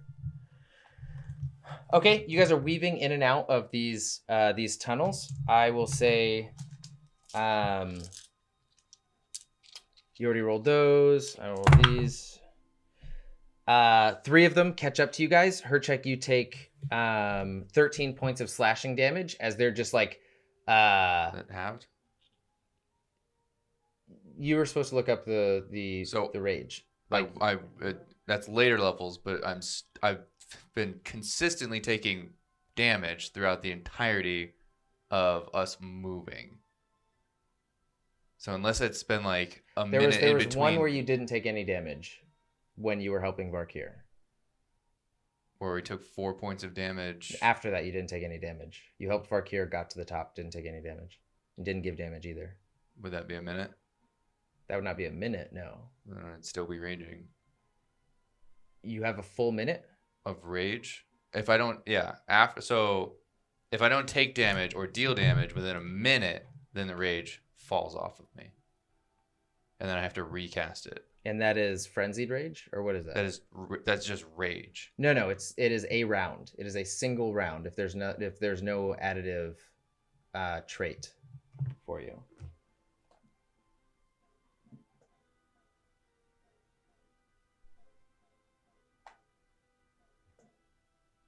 Oh yeah, it is round. Well then, So you're 1 day rage down. okay. So Okay, it's running through this corridor, you now have reconfirmed your rage. Go ahead and roll damage once more. Varkir, roll damage as well. Damage for These creatures are 10. continually. Imagine you are running through a slog of spiked, multi-sized, vicious, toothy mawed creatures just constantly nipping at you as you are slicing through, trying to make your way towards this tunnel. This is an unavoidable mass of creatures that you are fighting through right now. Then could I put Thunderous Smite on my weapon as a bonus action? Yep. 10 points. 10 points of damage. Okay. Did you mark down the 13 points that you took Yes. of slashing? Okay, 13 points of slashing. Varkir, you have Sanctuary on, so... That should be over now. Oh, Sanctuary's over? Yeah. Never mind. You take 4 points of slashing from creatures that are catching up to you. You did 10 points of damage. Are you all just holding... Are you just holding the red tempest out in front of you and in behind you and just trying to like destroy as much of a radius continually as possible? Yeah, as we're like running. So it's like as soon as we're run, I'm just gonna like, and then just keep doing that. Nice. 2 of these creatures burrow out from the ground. You feel vibration under your feet temporarily before Rock presses 1 foot up and jumps at you. You throw the red tempest hilt or the red tempest pillar down, singeing one. Another jumps out from the rock wall to your right, singes another. Holding it in front of you, it courses around the ceiling, just arcing on, destroying an entire slew of them as you're running forward. Varkir, go ahead and roll damage for your smite and your normal attack. This is how many creatures you are destroying will affect how many creatures attack you. So roll d20? Yeah. No. Roll your damage. This is Oh, you're roll just damage. roll all of your damage. So that's I guess a d4 plus 4, and then what is this one? 2d6 thunder damage. This is d4. Yes, a d4.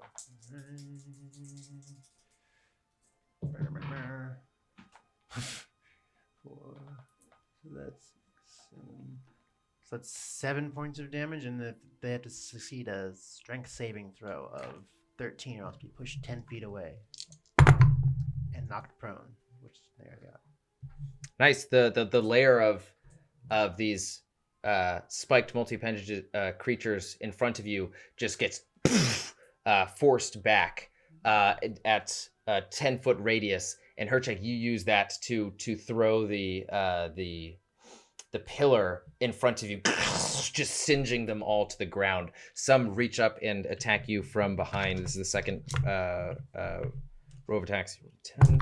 We'll do, wow, that they are not kind to you. You take 11 reduced to 5 points of piercing damage, Herchek, and Varkir, you take 9 points of piercing damage. Okay, you see the familiar white light as you're turning corner, running down this hallway. You see Penke sort of like throws his hands down across his heels, and you see these wings, honestly kind of like grotesque demon wings, form on his legs. And he starts to go super quick, and he's just like running up the wall, taking his dagger, jumping, stabbing an enemy in the neck, going to the other side of the wall, jumping up, coming down, and he is just, his speed has enhanced to an insane degree, and he's like jumping in between your pillar, like jumping in front of it, stabbing, rolling out of the way before your pillar gets to the side. Varkir, as you are sort of like every slash you take blows enemies away from you. Penke is moving his body unnaturally to avoid the ragdolled spiked enemies hitting the wall, and you guys are just this like tornado of death and destruction as every now and then you'll just get nicked by these. There are so many limbs and dangerous limbs just flying at you that it's impossible to dodge them all, but you are in such a heightened state right now that you don't feel much pain, and you are optimally moving through this cave to where very minimal damage is happening to you. So you guys clear the cave. Pillar exits as this sort of pulse of enemies fly out of it from Varkir's. That spell's also very, very loud. I'm not sure what that would do, but it says it's very loud and audible within 300 feet, like in an open area. So I'm not sure how it would do in caves. Oh, yeah. Then you would take, I'd say both of you make Constitution saving throws. Ooh. 3. You take 5 points of psychic damage, 14. which equates just like damage to your eardrums. 14, you take 2 points of psychic damage. Damage to your eardrum. Actually, I would say no. As if you're raging, it's all sort of morphing together to you. This is the bloodlust that's taken over. You take 0 damage, and you guys spill out into another open region. Your light now hits the farthest 40-foot radius, and Penke flies out of the cave, dagger sliding into one of the creatures as the limbs just slowly come to a stop. And he's about 10 feet in front of you guys. And That's the most active I've seen you, Penke. Wow. and he looks at you, and like his heart is racing, and he's, ooh, haste is a son of a bitch, I tell you. Hell of a drug. Why do you do this? Sorry, every few little whiles it'll take me out of Google Docs and make me have to scroll down the 147 pages. Dang. Sorry. At this point, you see a perimeter of the creatures just sort of like meandering, spiking their appendages forwards and backwards, just at this like thinking about it. Is the danger worth it? Almost like predatorially, some are like clawing into the ground and throwing dirt behind them. They are afraid, yet at the same time still hearkening to their more primal essence. And right now you're at this almost like standstill where this perimeter of creatures is in front of you and behind you, spilling out of the cave as well. Like one crawls over. Can I do something? Go for it. Towards the, how far away are we from the cave right now? You guys are you guys like 10 feet out of the cave. 10. You guys are 10 feet out of the cave. The creatures are 10 feet behind you, spilling out of the cave, and then in front of you, there's about a 25-foot radius of these creatures, and still the highlighting of objects. Like, you guys are now out into the technical open of Penky's pocket at this point. What are you doing, Herchek? I'm running towards the cave. Okay. I'm jumping and I'm casting the Burning Fingers, trying to destroy the cave. Okay. Are you aiming for the top of the cave, or are you aiming for the massive creatures? Massive creatures. The explosion should be big enough to destroy the cave, I'm hoping. Okay.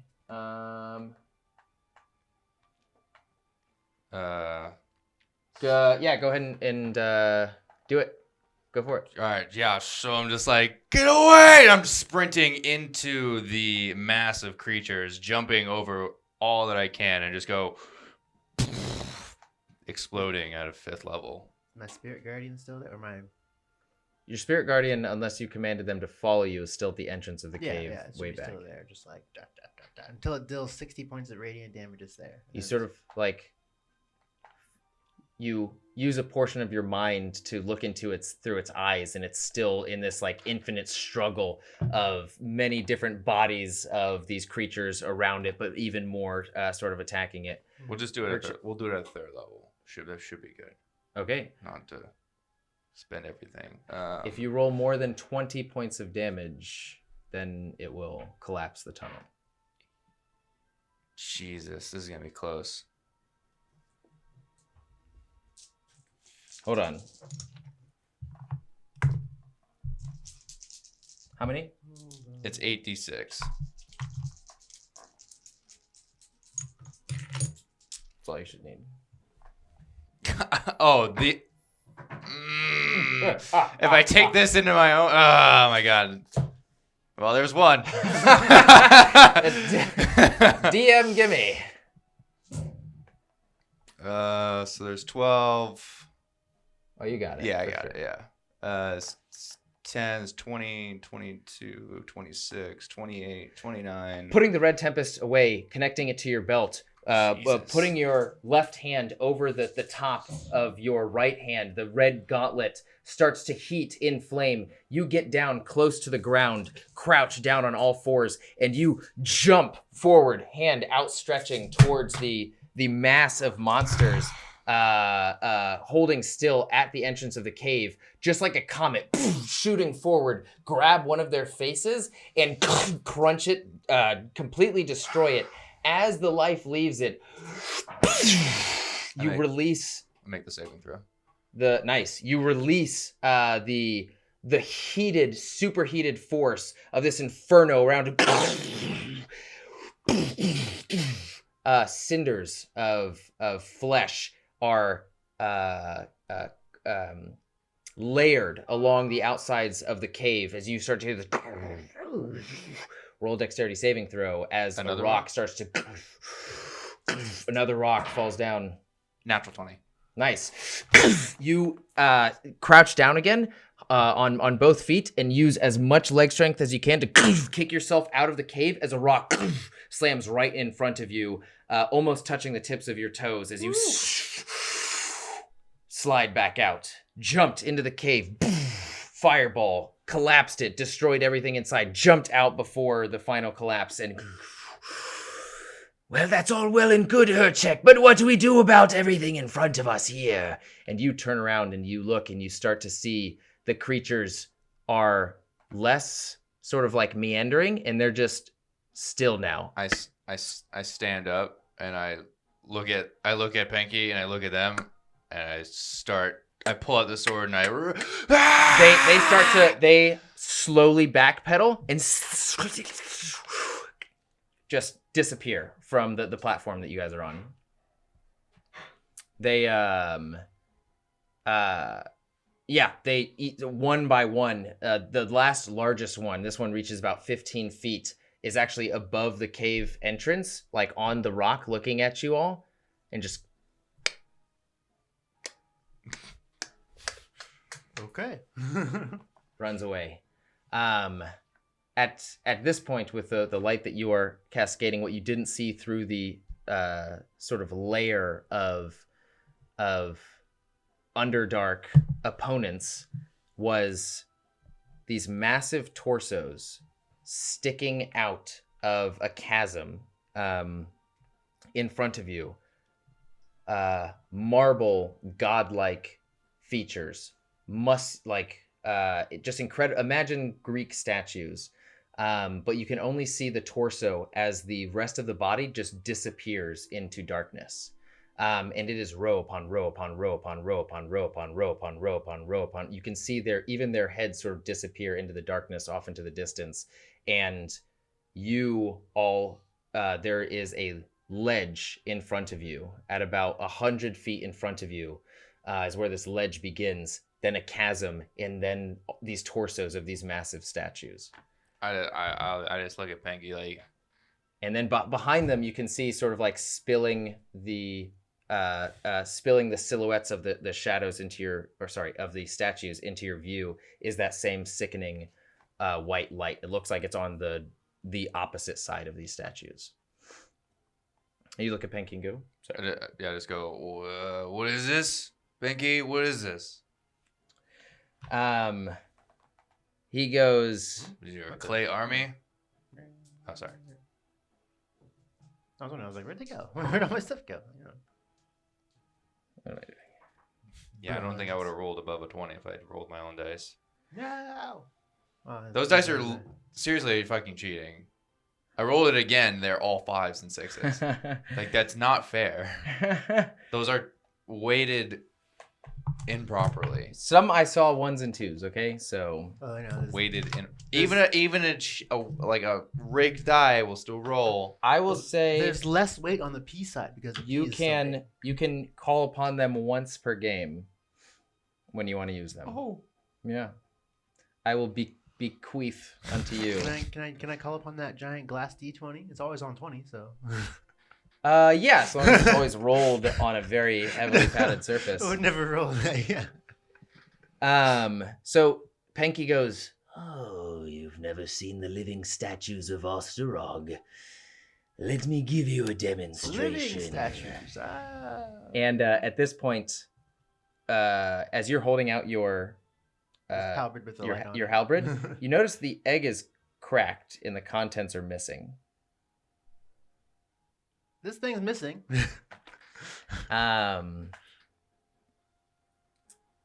and that's it. Just the egg is cracked. It's just hanging on. The bottom is cracked and spilled out. Divine sense to see within 60 feet if there's any celestials, fiends, or undead within my range, I guess.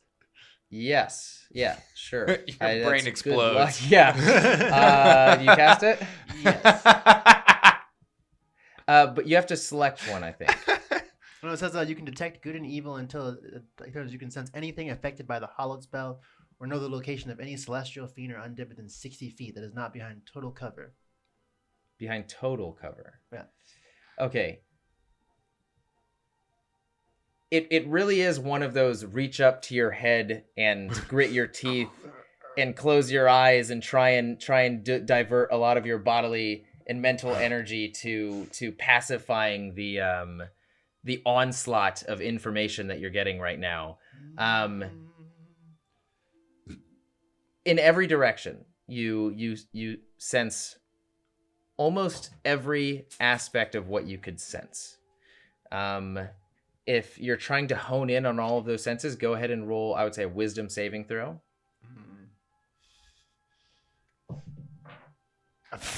That is the coctus dice ever. Just combine both numbers. Oh man, that's a Probably would have been better what he actually rolled.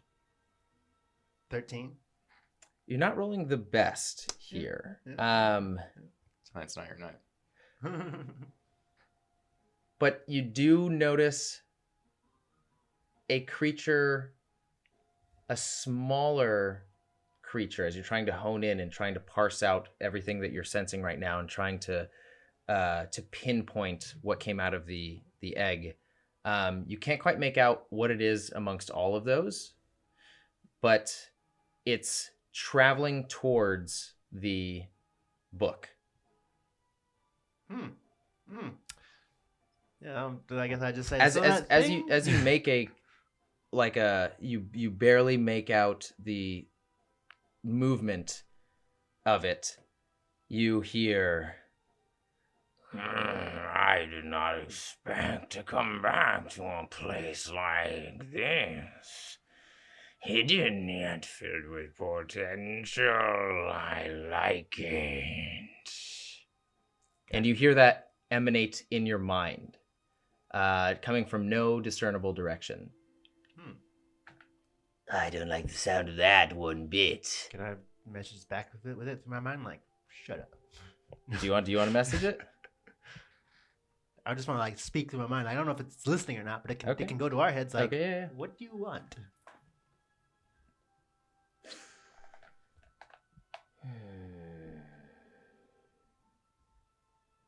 No answer, I guess. Okay. You feel the what Herchek explained.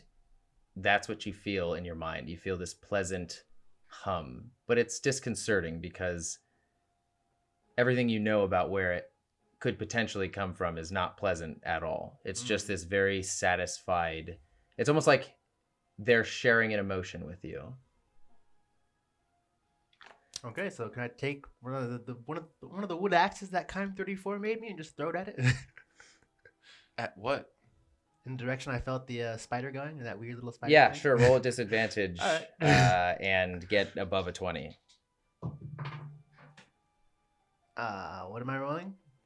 Dexterity, of course. Oh, so then yeah, that's 14. 5, I guess.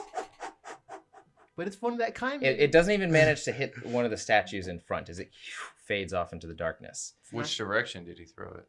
In the direction of the spider thing, crawling? In the direction of the spider thing, which, that's an assumption that it's a spider thing. It just came out of an egg. Don't quite know what it looks like. It's moving towards the statues, which are in between you and the book. And Penke goes, we got to get this over with. Let me show you. Let me demonstrate what the statues of Osterog can do. And he pulls out this leafed crown, similar to the Roman ruler, like the Caesar type crown that you'd put on, and he puts it over his head. And he says, he walks towards the statues all lined up, and he raises and outstretches his hands, and in a voice wholly foreign to Penke, sounding much more deep and regal than you've ever heard come out of his mouth, he goes, Bradi! And the statues' heads all rise, and the eyes open. And then he says, Death Whore!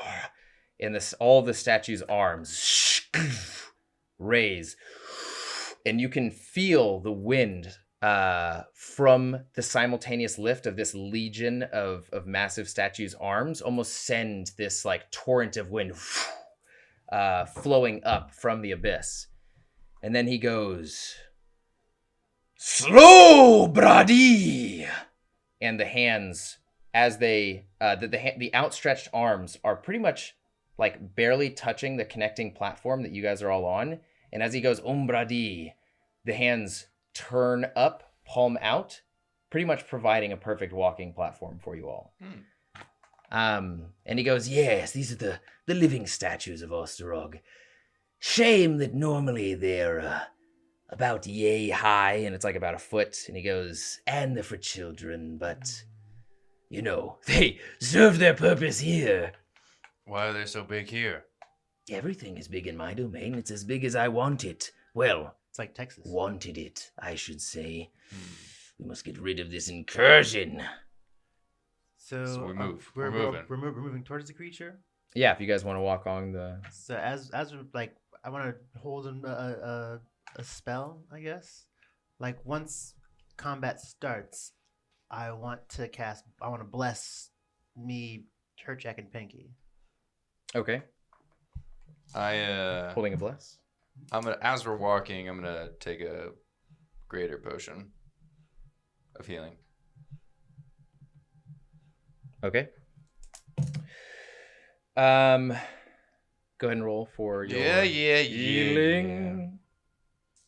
So that means once combat starts, it says whenever a target makes an attack roll or a saving throw 10, before the spell ends, the target can roll a 12, d4 and add the number rolled 16. to the attack or roll or saving throw. Mhm. I am familiar with Bless. So get 16 back. And it is a concentration, so I can't concentrate on anything besides that for the first part. It is concentration? Okay. Sort of like taking a step off and onto the solid marble hand of one amongst hundreds, maybe thousands of massive statues, and walking along its surface. In the interest of my players' mental and physical health, would you like to take a break now, or would you like to keep going? Oh, yeah, I was going to ask if we take a break. Okay. Yes. We will feed ourselves and come back to you reinvigorated and ready for anything. Or so he says. All right. Welcome back, SASAns, into the world of Penke's Pocket, a seemingly infinite domain of potential that used to be under Penke's control, and now it is under a mysterious, dark force's control. Our half of our party of Oren's Obliterate is now progressing over the gigantic statue forms of the living statues of Osterog. What is normally apparently an expensive child's toy. As you pass along the forearm, walking up the bicep, and onto the shoulder, you see the next series of the next row of statues, arms outstretched, but just a little bit too low, maybe like 20 feet too low from where you are now. And Penke goes, "All right, do one of you guys want to give it a try?"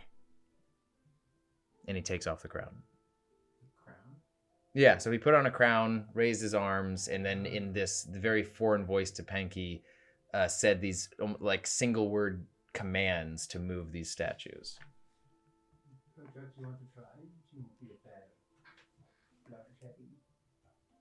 I don't like to command things, but I suppose I will. Make him attack things, maybe. I take the crown and I put it on. Okay. You immediately feel this light connection between all of these statues, and go ahead and roll an intelligence check as these like series of commands enter your mind. I was like, good, no, bad, awesome. 6. Okay. The word Donker enters your mind. Donker. Oh no! And the hands, the outstretched arms, clasp into a fist. I take it off and I hit it back into Penke. And they rush towards their own chest, and as you take it off, and just like pauses as it tinks the marble of the chest. Okay. All of them.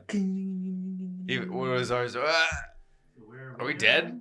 No, you're not dead. You guys are on the shoulder. So the Oh. arms moved while you guys were thankfully on the shoulder. And Penke goes, "Oh, man. All right, you give it to you." Outstretches his arms, says a few commands, gets them back into position, and then says one small command to just raise the arm a little bit to connect the fingers to the upper shoulder. So you now have another platform to walk down, and all of the statues have mirrored this. So you have one linear path that you can see between the shoulders leading to what looks on the opposite end. And the only reason you can see this is because the bright white light from the book is getting brighter and brighter. Again, you can like see all of the silhouettes of these statues because the book's light is on the other side, and you can see this stone wall almost arcing up and consuming the shoulders and body of the rows, about like 4 or 5 rows past you. Does that make sense? Yeah. and this stone wall is arcing up towards where you can see the epicenter of this light.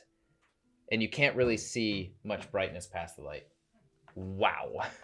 It's a good thing only about 2 words were said from Varkir, I think. Yes. But I do have a question. Okay, question me up, baby. So what I'm picturing for these statues is basically like they're like this, and we're on the shoulder, and each arm is going to the other's shoulder. No, so they're all statues are facing the same direction. Yeah, There's there's- row upon row upon row of statues facing the same direction. All of their right arms are raised up to the Oh, shoulder okay. of, and their hand is outstretched, palm upward, to the shoulder of the statue in front of them. All of them are. So you have, every they're all in a row, row like, facing that is way. now connected by columns of paths by purely from the arms. Yeah, so they're all facing one way, and the row's just going like that. kinda. Exactly. Okay, I pictured like one facing this way, then one facing that way, and then just like that's Just what I like was how thinking, yeah. armies are structured. Yep. Okay. Yeah. That's the only question I had. All right, so I don't know. I think I got my bearing again. I kind of look to Penky. I go, so, Penky, what were you reading from this book that caused this to happen? This encyclopedia. I want to know what Underdark? we're going to be getting into before we get to this book, since we have some time. I get bored so easily these days. I just skipped to the exciting part. A very dangerous book this turned out to be. Again, closer to a living encyclopedia rather than a spell book of Maggot Bloom. It's as though he's contained every aspect of the Underdark in this book. Every word read brings a portion of it into this reality. Unfortunately, this reality is mine. Therefore, some unexpected instances, some unexpected outcomes have happened. I feel a presence in here as well, one of purpose and less of primordial chaos, like the ones that we just fought. I could take this book off your hands. I could have taken it off your hands before, and this would never have happened, but... Should you want the majority of the outside world to be turned into what you're experiencing right now, I think it should stay where it is. But don't think that this endeavor does not come absent of rewards, Vakir and Urchek. I know what makes you tick. Yes. Yes, you What do. were you trying to learn from the book, Penky? I was merely trying to gain a little bit of excitement. This should be plenty of excitement then. And at this, you all hear again.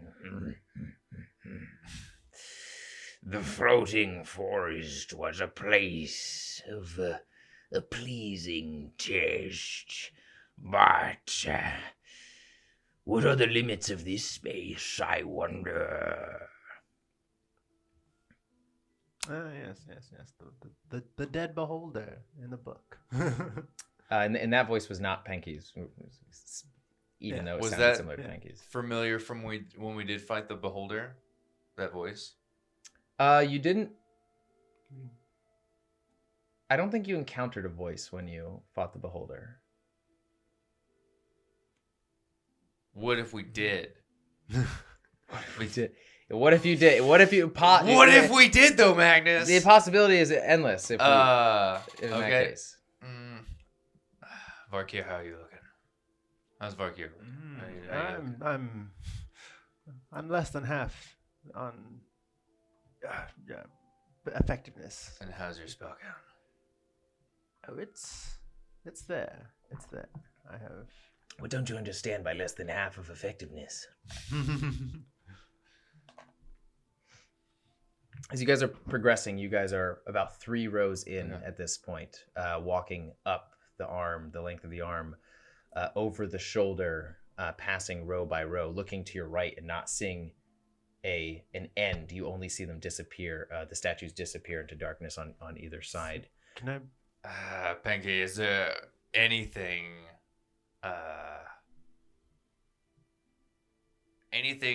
dangerous in this area past items, relics that this creature could have got a hold of?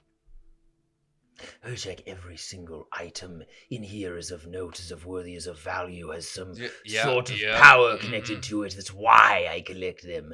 We are in an infinite sum of danger right now. Don't you feel excited? Yes. So, It's kind of... with that, could I pause for a minute, for 10 minutes, and do a prayer of healing on everybody around us? Like, I'll just say, hold on a minute. I don't think we have time to sit still, Varkir. I lift him up. I put him on my shoulder. Okay. I want you Do to you allow roll that? Do you allow... No. It's just a verbal component. I just... Oh, it's just verbal, so you can just say it? You have to stand still? Doesn't really say I have to stand still. It just says it takes 10 minutes to cast. So Is it going to take 10 minutes to get there? Still a person wearing scale mail, so... I don't do it. I'm like, as I'm going up to him, like, I'm going to lift you up. Do you need to cast this? Or... I just need to talk. I just Okay. need to talk. Back away. So we'll just slow our pace then? Or... Okay, yeah. We say you have about 4 more rows to go. Each arm length takes about 3 minutes to walk. So towards the end, you will have finished this spell. And you progress 1 arm. I'm just speaking Second this weird arm. language. And there's not for 1 second has there been a moment of silence, contrary to the vast blackness that you're in. You still see the sort of coruscating hum of light coming from the larger, like, legendary items. You see like flocks of flying creatures that you can't quite. It's like flesh wings, but not in the typical shape of sort of like demon wings or bat wings or anything like that, but just like these meat portions, just like flopping through the air. Things are periodically crawling up onto shoulders. You see shadows in the distance look at you and then crawl away. As you're walking step by step, there's 2 more rows. As you reach the shoulder of the second to last statue, you complete your spell, Varkir. What does it do? As I put my hands together in prayer of healing, it choose up to 6 creatures your choice you can see within range, and you all regain 3d8 plus 4 hit points. Okay. Does it double on us? Because it goes up to how many players just cast this on it twice? 6. So 3d8 one. I only have 1d8 though. It's just extra strong. Do you have 2 more d8? Yeah. Thank you. Much appreciated. Yes, where... Need more dice, Vark here. So that's 6. 8, I guess that's 7. 15. 15 plus 4 is 19. So 19 points of healing. Nice. Take that.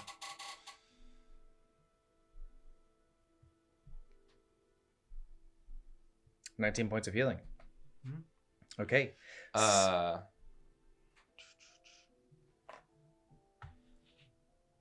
That potion that I bought earlier, the wisdom one. Yeah. Taking it. Okay.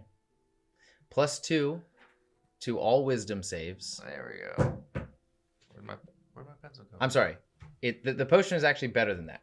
The potion is +2 to your wisdom for 1 hour, meaning you get +1 for all saving throws, and advantage on wisdom saving throws. Nice.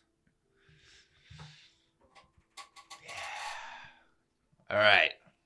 And it's got a message on it, like on like one of those strings. Oh, like a message is a message in a bottle?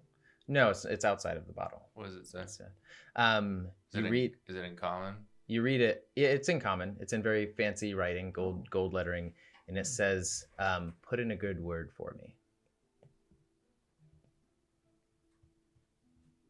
Because you imagine the price that you paid for this potion, now that you're putting it together, was actually very small. It was 200 gold pieces for a pretty incredible potion. Who gave me that again? Terrafin. Yeah, I thought so. I was like, Terrafin, you sly. Gosh. Oh well. It may work. You never know. It may work, but not on this podcast. Approaching the final non-consumed row of statues, walking along the final arm length before the stone wall starts to bleed into the space. You're walking along the final length of the arm, and the light from the book flashes briefly, and you notice this. Has it been a week since I have used the constellation? Let me do the math here. I don't think it has. It hasn't, because you last used it on Valden. And that was about 5 days 4 or 5 days ago. Yeah, that's what I thought. Okay, cool. Yeah. Cool.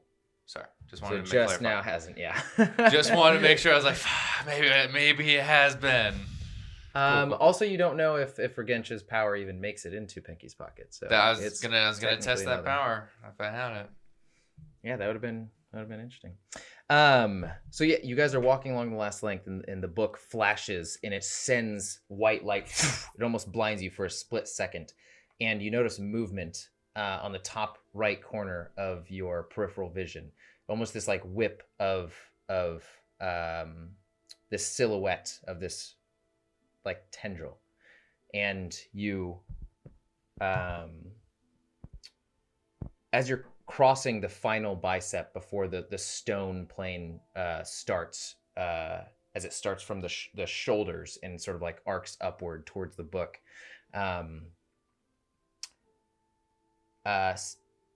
You see the shift again as you start to pay more attention on the head of the statue that you're currently walking along the length of the arm on.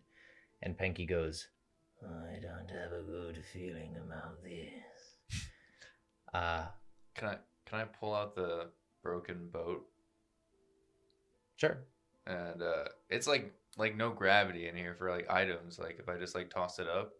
There's random shifts of gravity. It seems like gravity is almost, it's either displaced or always oriented to a surface. So it's like if you see a surface above you and you see a wall in front of you, chances are you'd be able to like walk on that wall or climb the wall and then walk along the surface of the ceiling in front of you or above you. It's like gravity works in weird ways here. There's not one box that you can put gravity into. Okay. All right. Well, I'll just take the boat and I just look at it and go, "Hope you're watching." I put it down and I just walk forward. Okay. Couldn't you just give it to Pinky and be like, "Hey, it's in Pinky's pocket, so it's always." So you're putting it on the bicep that you guys are walking across, right? Like the last hand, I'm just gonna put it on like, I don't know, if it's a massive hand, just put it on like the cuticle, the fingernail, and just set it down. Like, I hope you're watching this. And turn around and walk into the light, like towards the light. Okay. As you've placed the boat on the final tip of the finger of the hand, walking along, the light flashes. You see this movement along the head of the final statue that you're walking on. Paying closer attention, is there anything that you guys are doing in this moment? I'm raging. So you're walking along the bicep, raging for your third time. Yeah, third time. Okay, third time. You look up and you see this tentacle just whip out from the top of the head, almost like a Medusa type tentacle. And then you see white emanate from the center of the pale glow, emanate from the center of this head as a single eye opens, and another tentacle rises from the head, and another one, and another one. And Pen, what are you doing? I guess I bless everybody before the thing. I use the bless. I'm casting a pillar. How far was it away from us? The head is like 100. The top of the head, where this is, about 100 feet away. No, and the tentacles. It's about 100 feet. Okay. Because the tentacles are coming from the head. Okay, if anything whips towards us, I'm prepping a pillar. Like any of the tentacles or, yeah. Anything, any enemies. Pillar towards it. Again. Yeah, it's a good idea. Okay. You start to see the eye now move and the tentacles move, and you start to see them almost like move like a squid moving through water, where it's just like hovering, and it starts to shift and come down towards you. The light of its eye is the only thing sort of like revealing what this is. Still hard to tell. Could be a beholder, but there are many different tentacled creatures out there. And Penky says, run now. Where? I'll take this towards the shoulder, towards the book. Go as fast as you can. Okay, running. Do. Are you running as well? Yeah, I'm going. Herchek, what was the name of that lady that you like so much? Kunbara. No, the one who's a little bit more electrifying. Oh my god. Regentia. Regensha, hear me now! And you hear the water starts to sort of like pulse from the bottom of the boat that you left there, and you can start to see electrical energy spill down the water as well into the depths. The Penky sort of straightens the crown that he has on, and he raises his arms as he's sort of like he jumps onto your shoulders, and he's turned around and he's raised his arms towards the statues all in front of him, and he goes, he says in that similar voice, like, Ook, Grom, Sigvar! And the boat slides down into the palm of the statue's hand, and it in like very robotic motions, the arm raises, the boat slides down, it crushes it. The electric energy explodes out of the fist and starts coursing along it, and he goes, Goom Lao! And the giant fist of the statue in one smooth motion just decapitates the entire head of the all of these statues are destroyed as Penky does this, and you see the pulverized gunk in between the destroyed head of the statue and the fist is as the tentacles are just completely destroyed, the eye is smushed, and it's just it's not a beholder. It's a smaller form. There's only one single eye, and blood is just sort of like dripping down the statue's head now, as most all of these statues are, again, obliterated by these series of commands, and they power down after this. Well, it was fun while it lasted. Looks like I'll have to make another trip to Osterog. And now all you have, as you're on the final shoulder of this statue, and you see this arcing stone wall in front of you, and it's hard to pierce past this shining light. It seems like there's a mass under the shining light of the book, but it's hard to look through it because of how bright it currently is. So you guys just have this, imagine this smooth, almost like domed surface in front of you, and at the base of the dome above you is the shining light. Does that make sense? And it's all rock, it's all stone, and you can see as the black particles touch along the bowl's surface,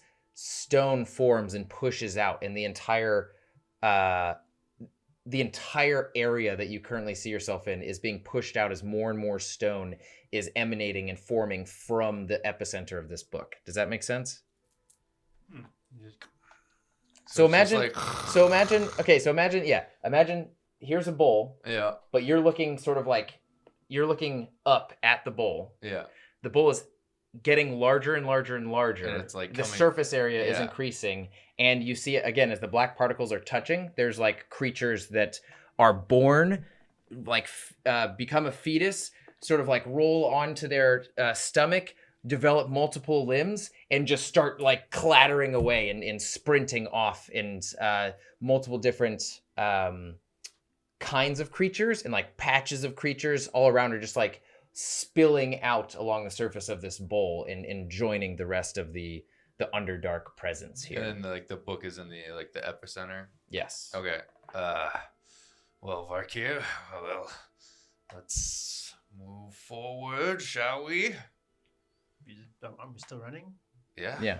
So you leave the shoulder, join the stone, Penke on all fours in front of you, and you hear, incubate, incubate, incubate, my dark depths. The world outside is ill prepared for the time of your release.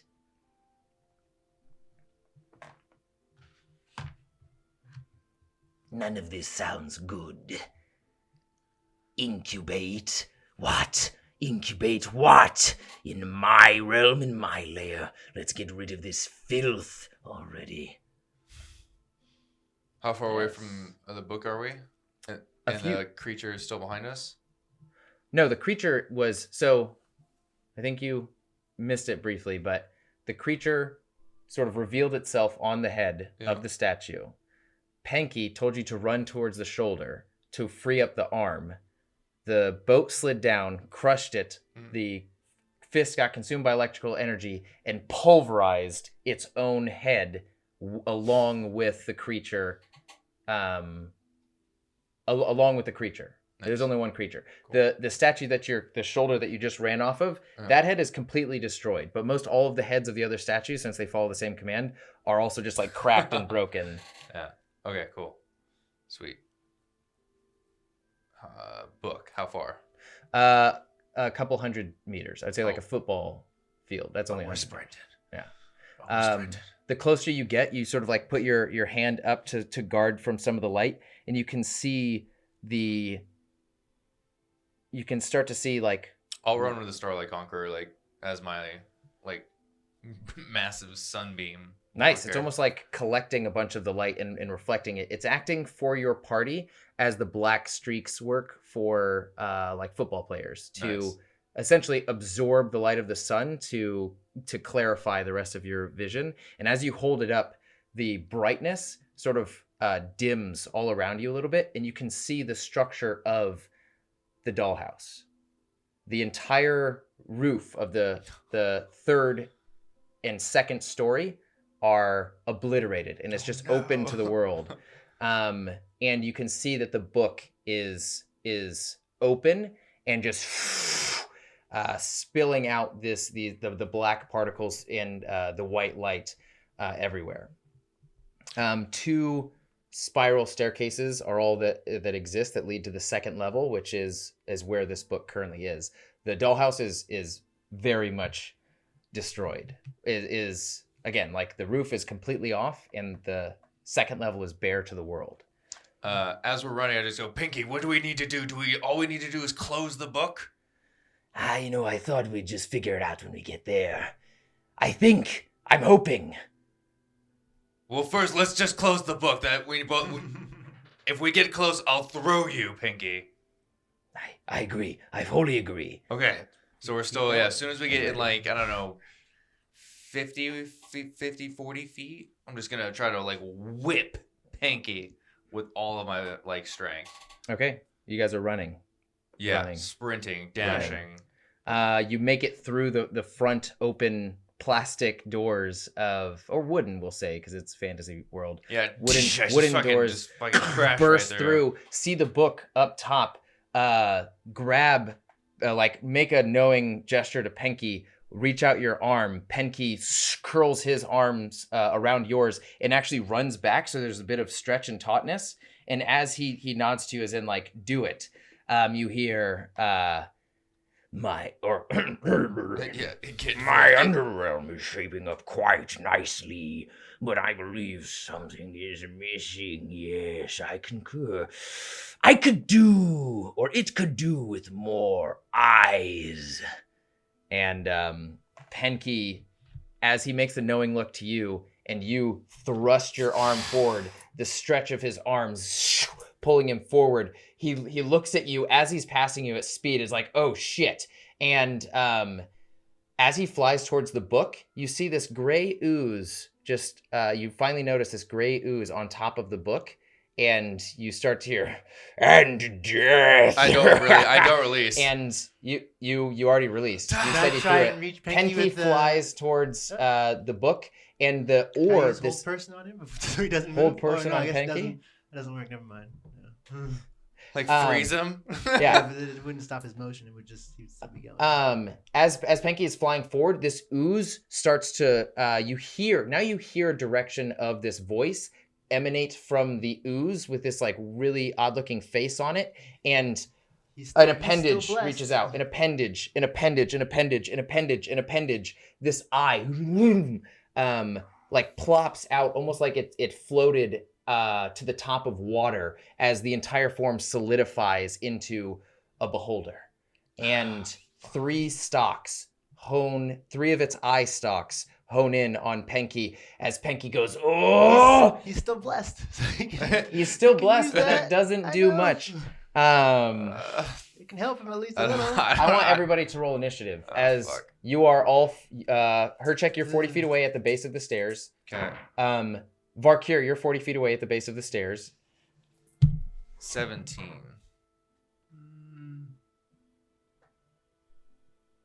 9. 9?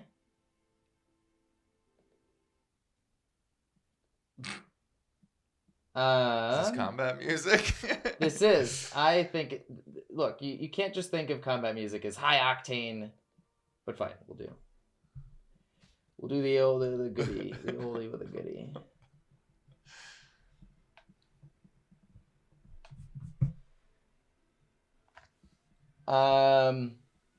Okay, yeah. As this creature starts to laugh, this knowing look in its eye, this toothy maw appears with this purple, fleshy, thick, leathered hide, and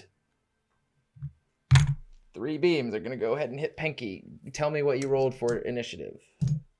17. 9.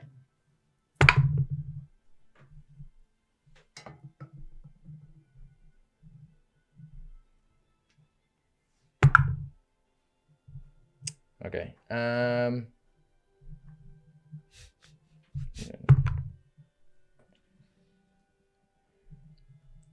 Fuck, are we? Things aren't looking good.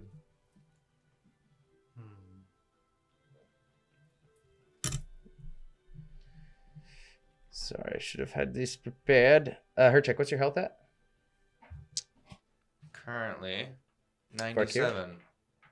Currently 61. Wow, you've taken quite a beating. Yes, it was at 42 earlier. Then I gained those, I think, 19 points back. Yeah. And then he healed, and I also took that greater. And And also being a barbarian. I also hit 11 points in the beginning. So yeah. All right, let's do this. And they come back. The losers come back, and we're all new characters. 3, 5, 4. What happened?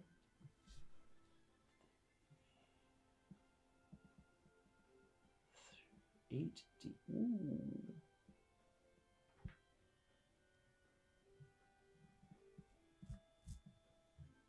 Yeah, as this light yellow beam shoots from one eye stalk, this sort of gray beam shoots from another eye stalk, and this black beam shoots from a third eye stalk, all similar to Magicka 2, combining into one larger beam and just pulverizing Penke as his fur sort of sticks on end and starts to slow as his body slows. Let me actually see. This is for that. Oh, passes, doesn't slow. Oh, doesn't pass. I'm sorry, passes so he's not afraid. Second one doesn't pass, so he is slowed, and his movement starts to come to a churn. And the beholder, as his movement slows, focuses even more on Penke. And the final one. Ooh, 8d8. I wish I had an app for this. You heard me right, folks. 5, 9, 12, 17. Out of all the screens open, 32, you have, you don't have a dice roller. 41. 43 points of necrotic damage. Of course, it's necrotic Penke, damage. As Penke is slowed midair, and then the black beam starts. You can see his flesh just like melting off of him as he slides to the ground, around the beholder, like 10 feet in the way of the beholder. Herchek, you're up. It's 40 feet away. I instantly dash towards the black tentacle. Can I reach it? You are 40 feet away, which is your movement speed. Exactly. So you don't need to dash. Well, I'm dashing. I'm see. just moving. Okay, got it. I'm moving at a very quick rate. Terminology is very important here. Yeah, sorry. Yeah, I'm moving at a very quick rate towards the monster. Can I reach the black tentacle coming off of its eye? Yes, you can. I am going to recklessly attack that Okay. twice. If you want to attack anything specifically, one of its eyes, The black the tentacle. AC increases by 2. I'm letting you know that. That's totally fine. Okay. I want to attack this black tentacle. Okay, go for it. Reckless, Yes. meaning they have advantage on you now. 16 plus a lot. Okay, yes, hits. Sweet. And then natural 20. With one single blow, you sever it. There's whatever damage you do, yeah, and then you have your bonus action. Bonus action is... By the way, bonus action... you don't have rage anymore.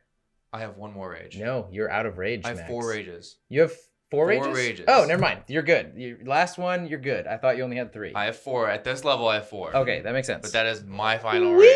rage. Yeah, I know. I knew. Seeing Penke's motionless body on the ground, you rush up to, and with one, are you using Starlight or Yeah, Red Starlight. Tempest? Yeah, Starlight. Starlight, take out the Starlight Conqueror and whip around in one clean Whip motion, severing its entire tentacle. As you sever the connection between the stalk, the force of the Starlight Conqueror shoots outward as you make the connection, and all of the other tentacles just sort of like the force presses them backwards like a huge force of wind. Just push them out of the way.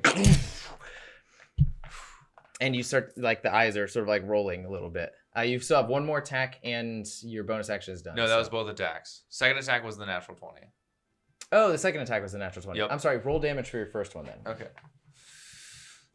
And roll full damage for everything so we know how much is taken off. I was overzealous. Okay. But that for sure severs it. Then let me just do it. I'll do an app because I have an app. Wow. If I can find it within 30 seconds. So I can't. It's fine. It is 2d6 plus 1d10. Where'd that 1d10 go? Wow. 4. So 12, 17, 18, 19, 20. 20 for the first hit. Okay, that severs it. Your second one can do whatever it wants. The second one is the natural 20. So I'll just sever it, and then with a back thrust, natural 20 just right into the main eye. Okay, sweeping it around, arcing it, super clean sever. It was actually easier than you anticipated. Spinning around, crouching down, bringing the blade underneath your right armpit. You hop backwards into the meat of the beholder and slice downwards. 60 points of damage. Dark purple blood. Just spills out from its guts as you slice the blade downwards. Some looks like small intestine is just hanging out. This loop of small intestine is just like hanging out as blood is pouring from the opening.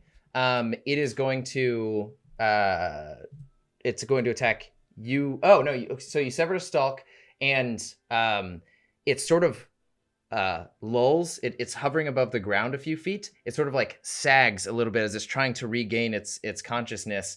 And Penke goes, I can feel it. The connection again. And he holds his arm up, and you start to see a bunch of glints above you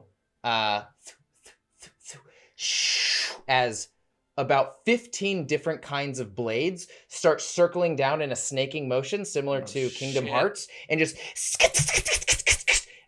piercing the beholder. The beholder's stalks are just like random colors are trying to stop the onslaught of these silver glowing weapons, just inserting and then going fully inserting in and leaving the beholder with clean slices, just as now this graveyard of blades exists beneath the beholder, blood dripping down. He will failed his dexterity saving throw. Actually, no, here's how we'll do that.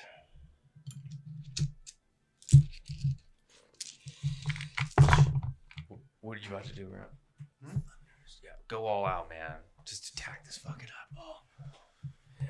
8th level spells, Rami. I want to see 9th level spells coming from you. I don't think I can make it to the enemy. Can you make it within range? You have 30 feet of movement. 30, yeah. You said he was 40 feet away. Yeah, it's 40 feet, but you still have spells and stuff. Never mind. You are up now, Varkir. Wait, how much damage does that do? He looks like he took quite a bit of damage. Like another stalk fell off, and you hear Penke go, "Keep destroying the stalks. It weakens his grasp over this domain, I think." And the beholder's turn already went. Yeah. And you're up, Varkir. So if I move by full movement, how far away from the beholder am I still?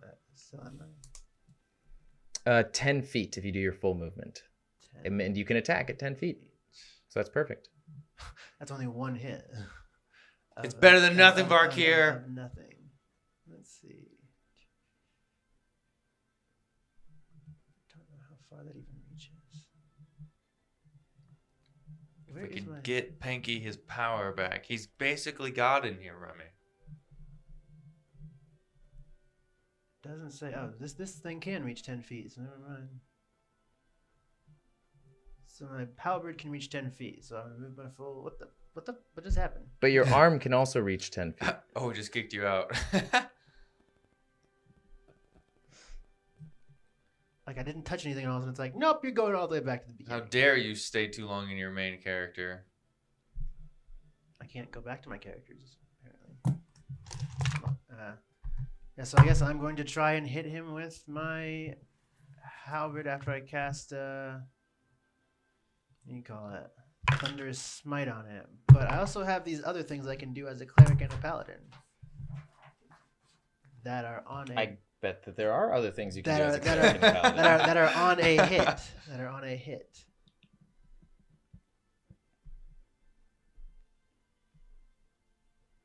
Oh. Okay.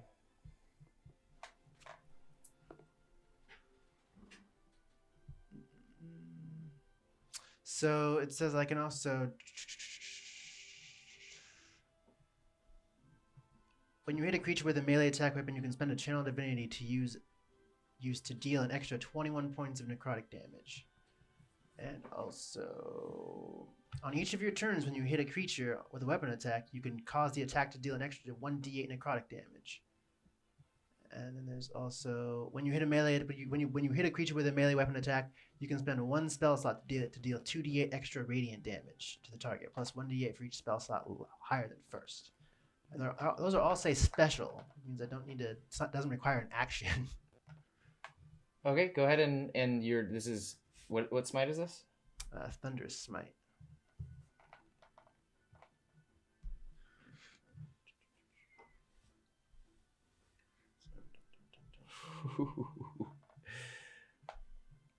So yeah, Thunderous Smite does a 2d6 thunder damage and then the whole push 10 feet away thing.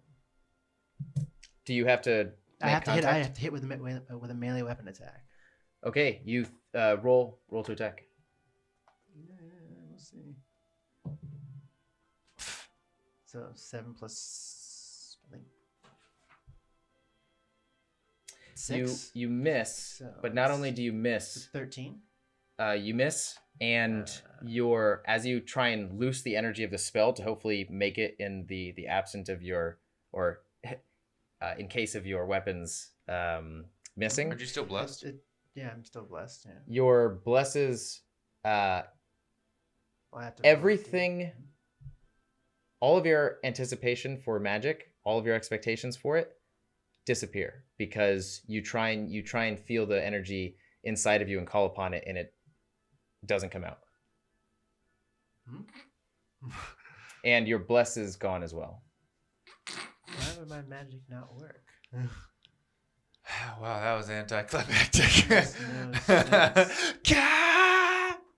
Yeah, so you rush forward. Are you stretching your arm out to make the 10 feet, or are you just using your jump? I'm just using my halberd. Yeah, that's it. Yeah, it's you miss, and it's no magic effect comes out or anything. Wait, what? Yep. I don't get what you mean, because it would only come out if I hit him. Yeah. Because it's on a hit, it comes out. Yeah, but you I didn't do anything to preparatory or anything else, but on a hit. all of those things require you to hit first. For the spell to work? Yeah. Don't you have to put it on your blade? It says it says first time you hit with a melee weapon attack, the spell's duration, and it lasts for 1 minute. So it says on a hit it activates. So would it just be nothing if I miss? Oh, I guess that's true. But no magic that you try and call upon right now will work. I guess what I'm trying to say is it doesn't matter if you hit or not. Your intentions cannot come to fruition currently. None of your magic works. As you rush towards it, it makes eye contact with you, and just there's this almost evil presence, even just looking at this creature directly in the eye, and it's looking at you with this knowing look of.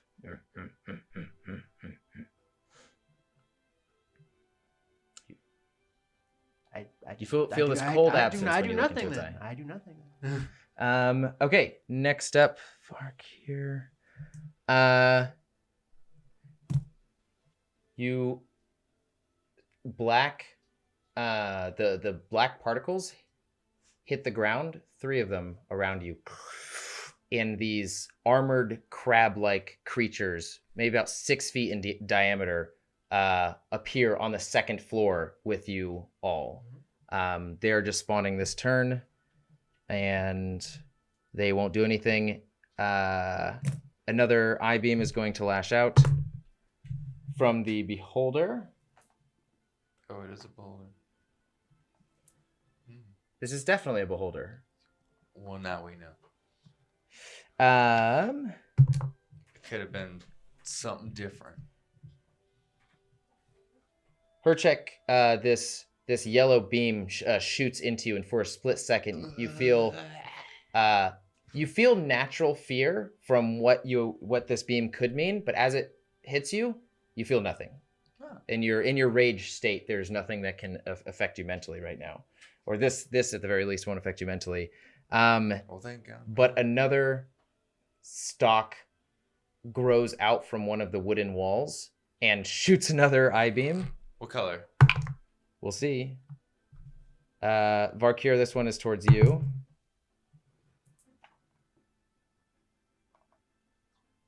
Make a strength saving throw. Oh no! Oh, that's good. 16. You feel your the stalk is looking at you, but nothing visible is coming from it, and you feel your limbs lock up, and you just sort of beat the you overpower the sensation and feel this brief moment of reprieve as something very bad was just potentially avoided, or definitely avoided. And then next up there is the beholder. 7, 10, 2. All right. All right. Actually, we'll do it this way. 1, 2, 3, 4,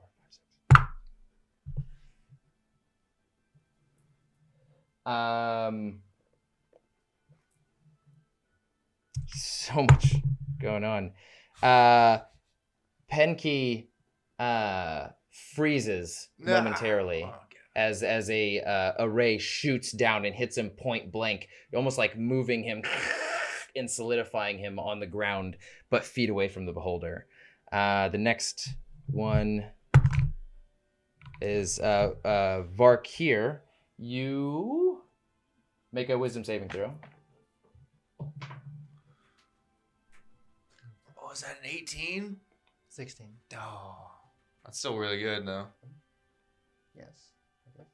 20, not natural. This gray beam shoots from the another stalk of the beholder, slams into you, and you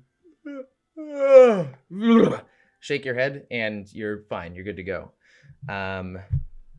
Next one, her check.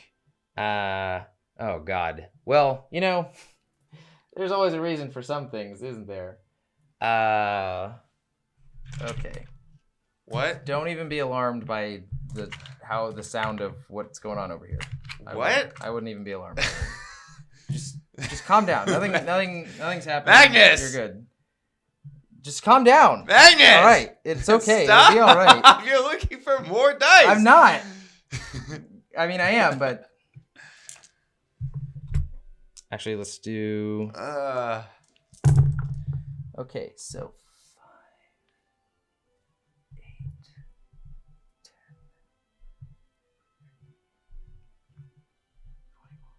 Oh, 15. Hey, you know what? Not that bad, actually.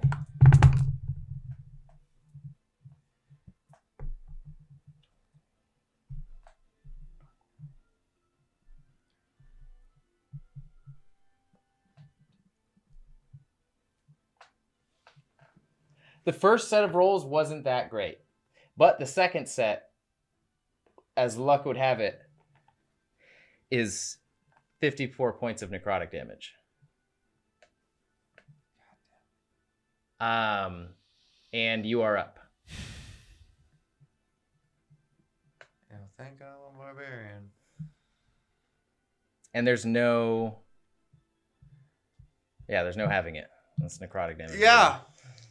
I think I got that from, the whole necrotic aspect of the Just making attack. sure. Yeah, got it. Making sure you knew. Cool. So, the eye is still in front of me.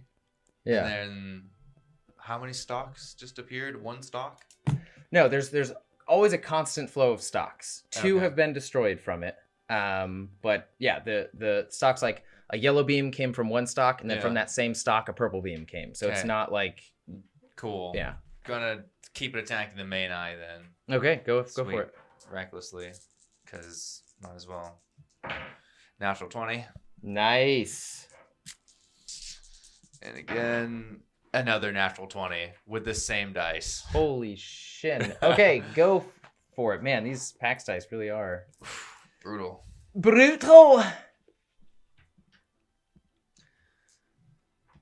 Oh, and the brutal critical too.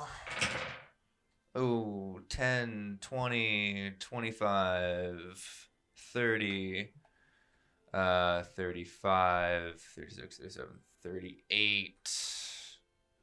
Doubled. It's what? 38, 76. 76 for the first one. 76. And then for the second one, not as good. 7, 8, 9, 20, 25, 26, 27, 28. 58 points of damage. And also make a dexterity saving throw.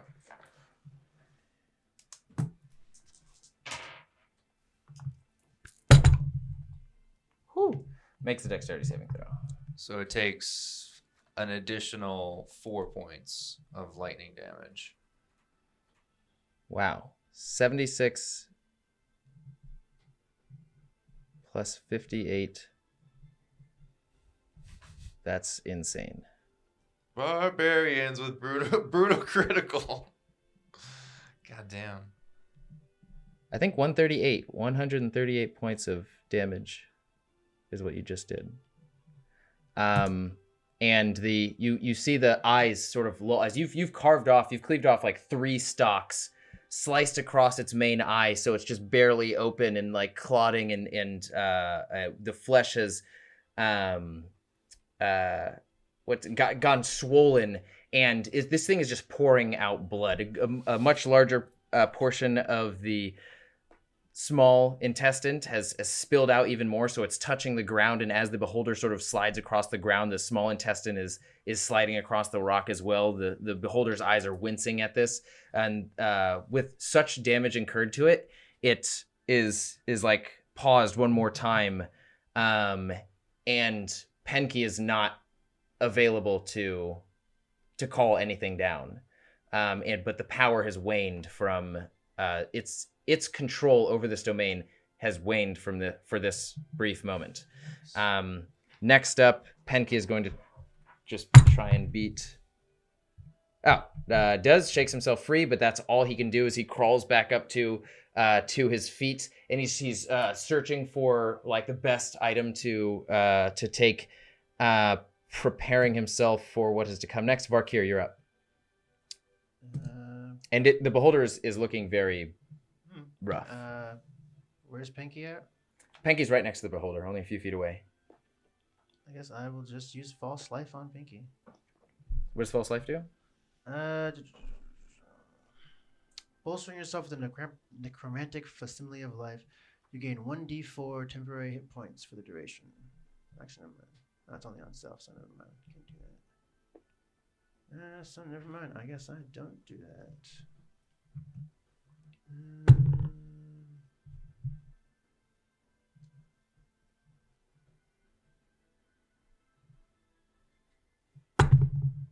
Guess I will see if Toll of the Dead works on the beholder. Toll of the Dead? Okay. What does it roll?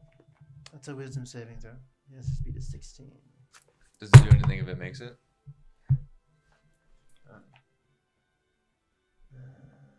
Fails. Nice. Oh, it's so much damage. Is it missing any hit points though? It's missing quite an incredible sum of just a little bit of hit points. You feel foolish even thinking that when you look at the beholder. Like, will this? Yeah, it'll definitely work. 3d12. 3d12. 4. Oof. That's cocked. 3. 7. 14. 14. So that's 14 points of necrotic damage. Nice. Ooh, melted. Yeah, take that necrotic damage. You don't even say it's halved. It can't be halved. No, it's not halved. Yeah.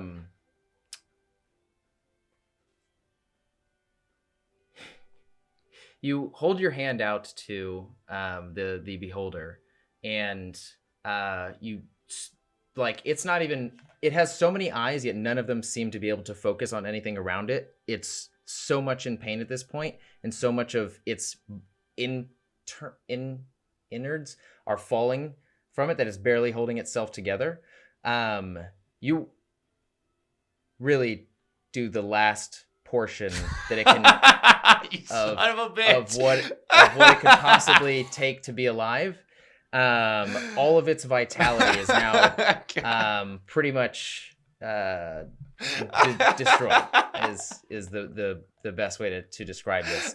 And Penke goes, "It's not over yet.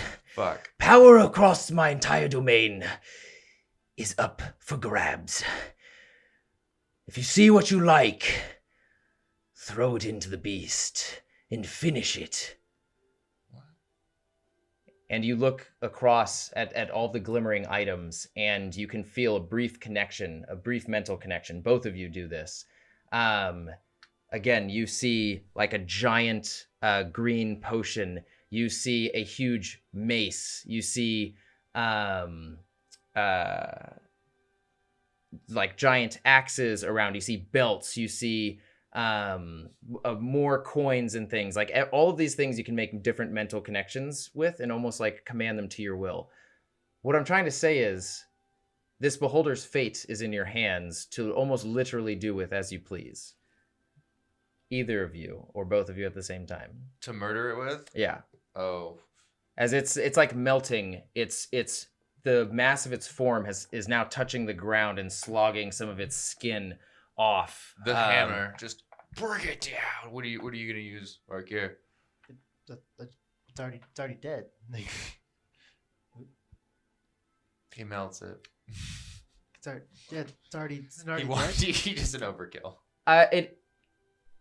So you're killing what is effectively an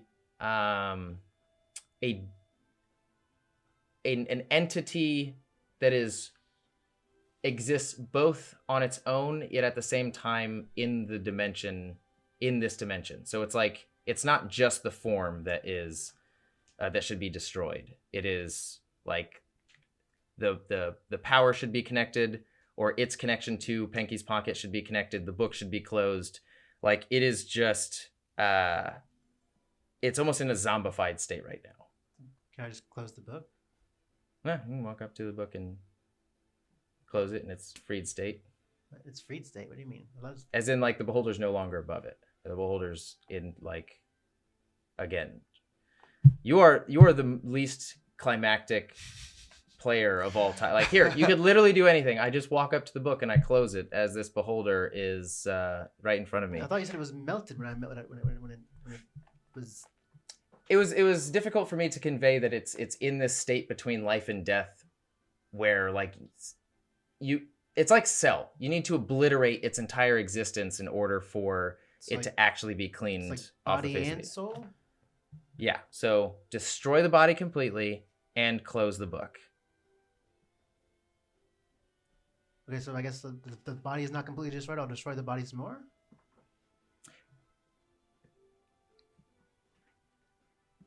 Yeah, the body just melts. The beholder just melts. It melts. It melts completely. It melts entirely. The beholder's gone. The beholder's gone from existence. The book is there now, ready to be closed. And you walk up to the book and you close it. And then Penke goes, "Oh, well, that was a little bit anticlimactic." All of the stones shoot back into the book. All of the creatures get sucked in, scraping along some of the items. It's a good thing they're magical. None of the scrapes actually take hold. And everything slaps into the book. Penke goes, "Oh, thanks, guys. Now, here are some items for you to, I guess you've done me a favor here. All of this, these trials and tribulations that you've gone through, you deserve a present." No, you said the body was melted completely, I thought. So that's why I thought it's gone. How can we destroy it more? I didn't say it was melted completely. I never said that. Like you melted some of like the eye, that you splooged some necrotic damage on the main eye, and it just died. But the tentacles are still going. So imagine we're back at the old library. That's why I didn't kill it. I just damaged No, you it. killed it, but we need to like completely destroy You did, everything. and now everything's back to good. the items are floating. They're pristine. Some things that weren't magical are, you can see some like residual corrosion. There's no more creatures. You are just in Penky's destroyed dollhouse on top of his Kami planet that he lived on previously. Everything has been returned to normal. And he sort of reaches his hand out of the open roof of the second level and pulls down a few different items that were around there. And the book that you now see is also, it's like mostly burned to cinders. Part of it may be salvageable, but for the most part, a good majority of the book is obliterated. And Penky goes, All right, so you can choose between any one of these items. You've got a manual of bodily health. You've got bracers of flying daggers. I like those quite a bit. Might be a good gift for Crow. And you've got illusionist bracers. And my favorite, diamond fingers. and he brings down this like coated, this pure diamond gauntlet with diamond spikes on each knuckle. This is part of the reason I got my name, Penky Diamond Fingers. And, I guess you can have the remnants of the grimoire. I don't think it has the ability to cause as much danger as it has here. I was just going to destroy it during that, but yeah. Oh, you don't want to read anything from it now? No. After all that trouble, it was no. I don't need that. What if we open it? We can just close it instantly, you know? Whoop, whoop. You look at the book now and it's like an embarrassing form of what it used to be. Like you look at it and you kind of lose respect for it because it's like a soggy, charred, like it just got done. It's like when my house burnt down, it's like you would find this in the basement. It's just like smoky, charred, wet. Something might be salvageable from it, but probably not much. Nah, it was too much. It was too much.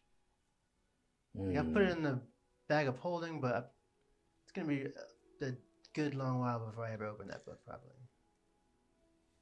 All right, so you're choosing Maggot Bloom's grimoire. Then I'll take it. Yes, I will take it. I'll take the bracers. Diamond Fingers. No, the bracers. The illusionist bracers? The daggers. Oh, bracers of flying daggers. Okay. I just realized I had 3 bracers on here. Wow. And he just like swirls his fingers around and like gold pieces start to fly and gems. And like gold pieces start to spin and swirl in this like slowly circulating tornado above the items. Or about 4,000 gold pieces. Or? Yes. Or. I'm generous. But Oh, not if that. you- I mean, if you're But gonna not be- that generous. What about 1,000 and the item? Make a persuasion check. Ooh, 18. Wow. All right. Nice. Don't say I never did anything for you, though. Sweets. So bracers of the dagger? Bracers of flying daggers and 1,000 gold pieces. And he throws in 1,000 gold pieces for you, Varkir. Fair is fair. I'd grab it out of the air and be like, thanks. As they like go from giant Okay. coins to like flowing down and shrinking into a nice leather bound pouch. And the other items he just sends away, and they're sort of like infinitely slowly rolling and still colliding into each other fashion that you're used to seeing. I'll remember that gauntlet, Pinky, for later. It's a very special gauntlet. It holds a lot of memories. Yeah. All right, now where were we in our regular adventures? Going back to the... Where are we now? This, I think, was a good, trial for when we go back into the floating forest. As now it seems very obvious that this book is responsible for a good portion of why it is the way that it is. We don't even know what the outcome of this is going to be for the forest, Pinky. What are we going back to? Your guess is as good as mine. I would just imagine a land of darkness, fog that puts you to sleep, horrifying creatures. A bit of what we ran into now, minus the fog. Fantastic. So when we closed the book there, all the stuff stayed, and we closed the book here, everything disappeared. Or It was a bit different. I hold control, the brief moment of control I held over this domain, let's just say I took advantage of. okay. And threw it all back in that bastard and burned it alive. It's got nothing for me in there. Sorry, Varkia. No. Perfectly fine. The book was a lot of trouble. Especially since it was opened in here. Quite a bit. Let's just hope something as simple as mending doesn't bring it back to full effectiveness. No. It'll stay here Don't for a do while. anything silly. It'll stay here for a while. All right, well, Kyra, should we go back to our realm? Is it just like a sticky fingers where he's unzipped something? Sticky fingers! And we're back. And Penky, zips open a rift right in front of you all and sort of like starts peeking out of it, where you see the familiar skies and reaching peaks of the Gragnar Mountains. And you still see the shoulders out a ways of your comrades talking amongst each other as you walk through the rift and sort of like climb out of the bag that's now located on the ground. Crow turns and he goes, "What are you guys up to? Where did you just come from?" And we'll start there. We'll pick up there next time. Yeah, you better be ready for it, Crow. Did we do this while he was on watch? Or? No, time can move in many mysterious ways in different dimensions. So. Okay. So it was just like a weird. Inside of Penky's pocket, what you perceived was about 2 hours. As you come out, it's like same time of day. It looks as though you'd interrupted a conversation when you came back that you had left previously. Oh, that's weird. That's crazy. Yeah, it's almost like being in a dream as an excuse to not fully affect the main campaign, but it's magic. That's why fantasy is so great. Well, thank you for watching, SASAns. Thank you for joining us on this crazy adventure inside of Penky's pocket. That sounds dirty, but don't let it inhibit you from playing. Did you mention the giveaway? No, we're not going to do a giveaway this time. Too bad. All this stuff. Yeah, we do have quite a bit of giveaways, but we're just being stingy. That means you just have to join us in the future, where we will definitely give out a bunch of stuff, because a lot of people gave us some really great feedback. As always, SASAns, thank you for watching. Until fate next brings us together, and never stop playing role-playing games. 決して見失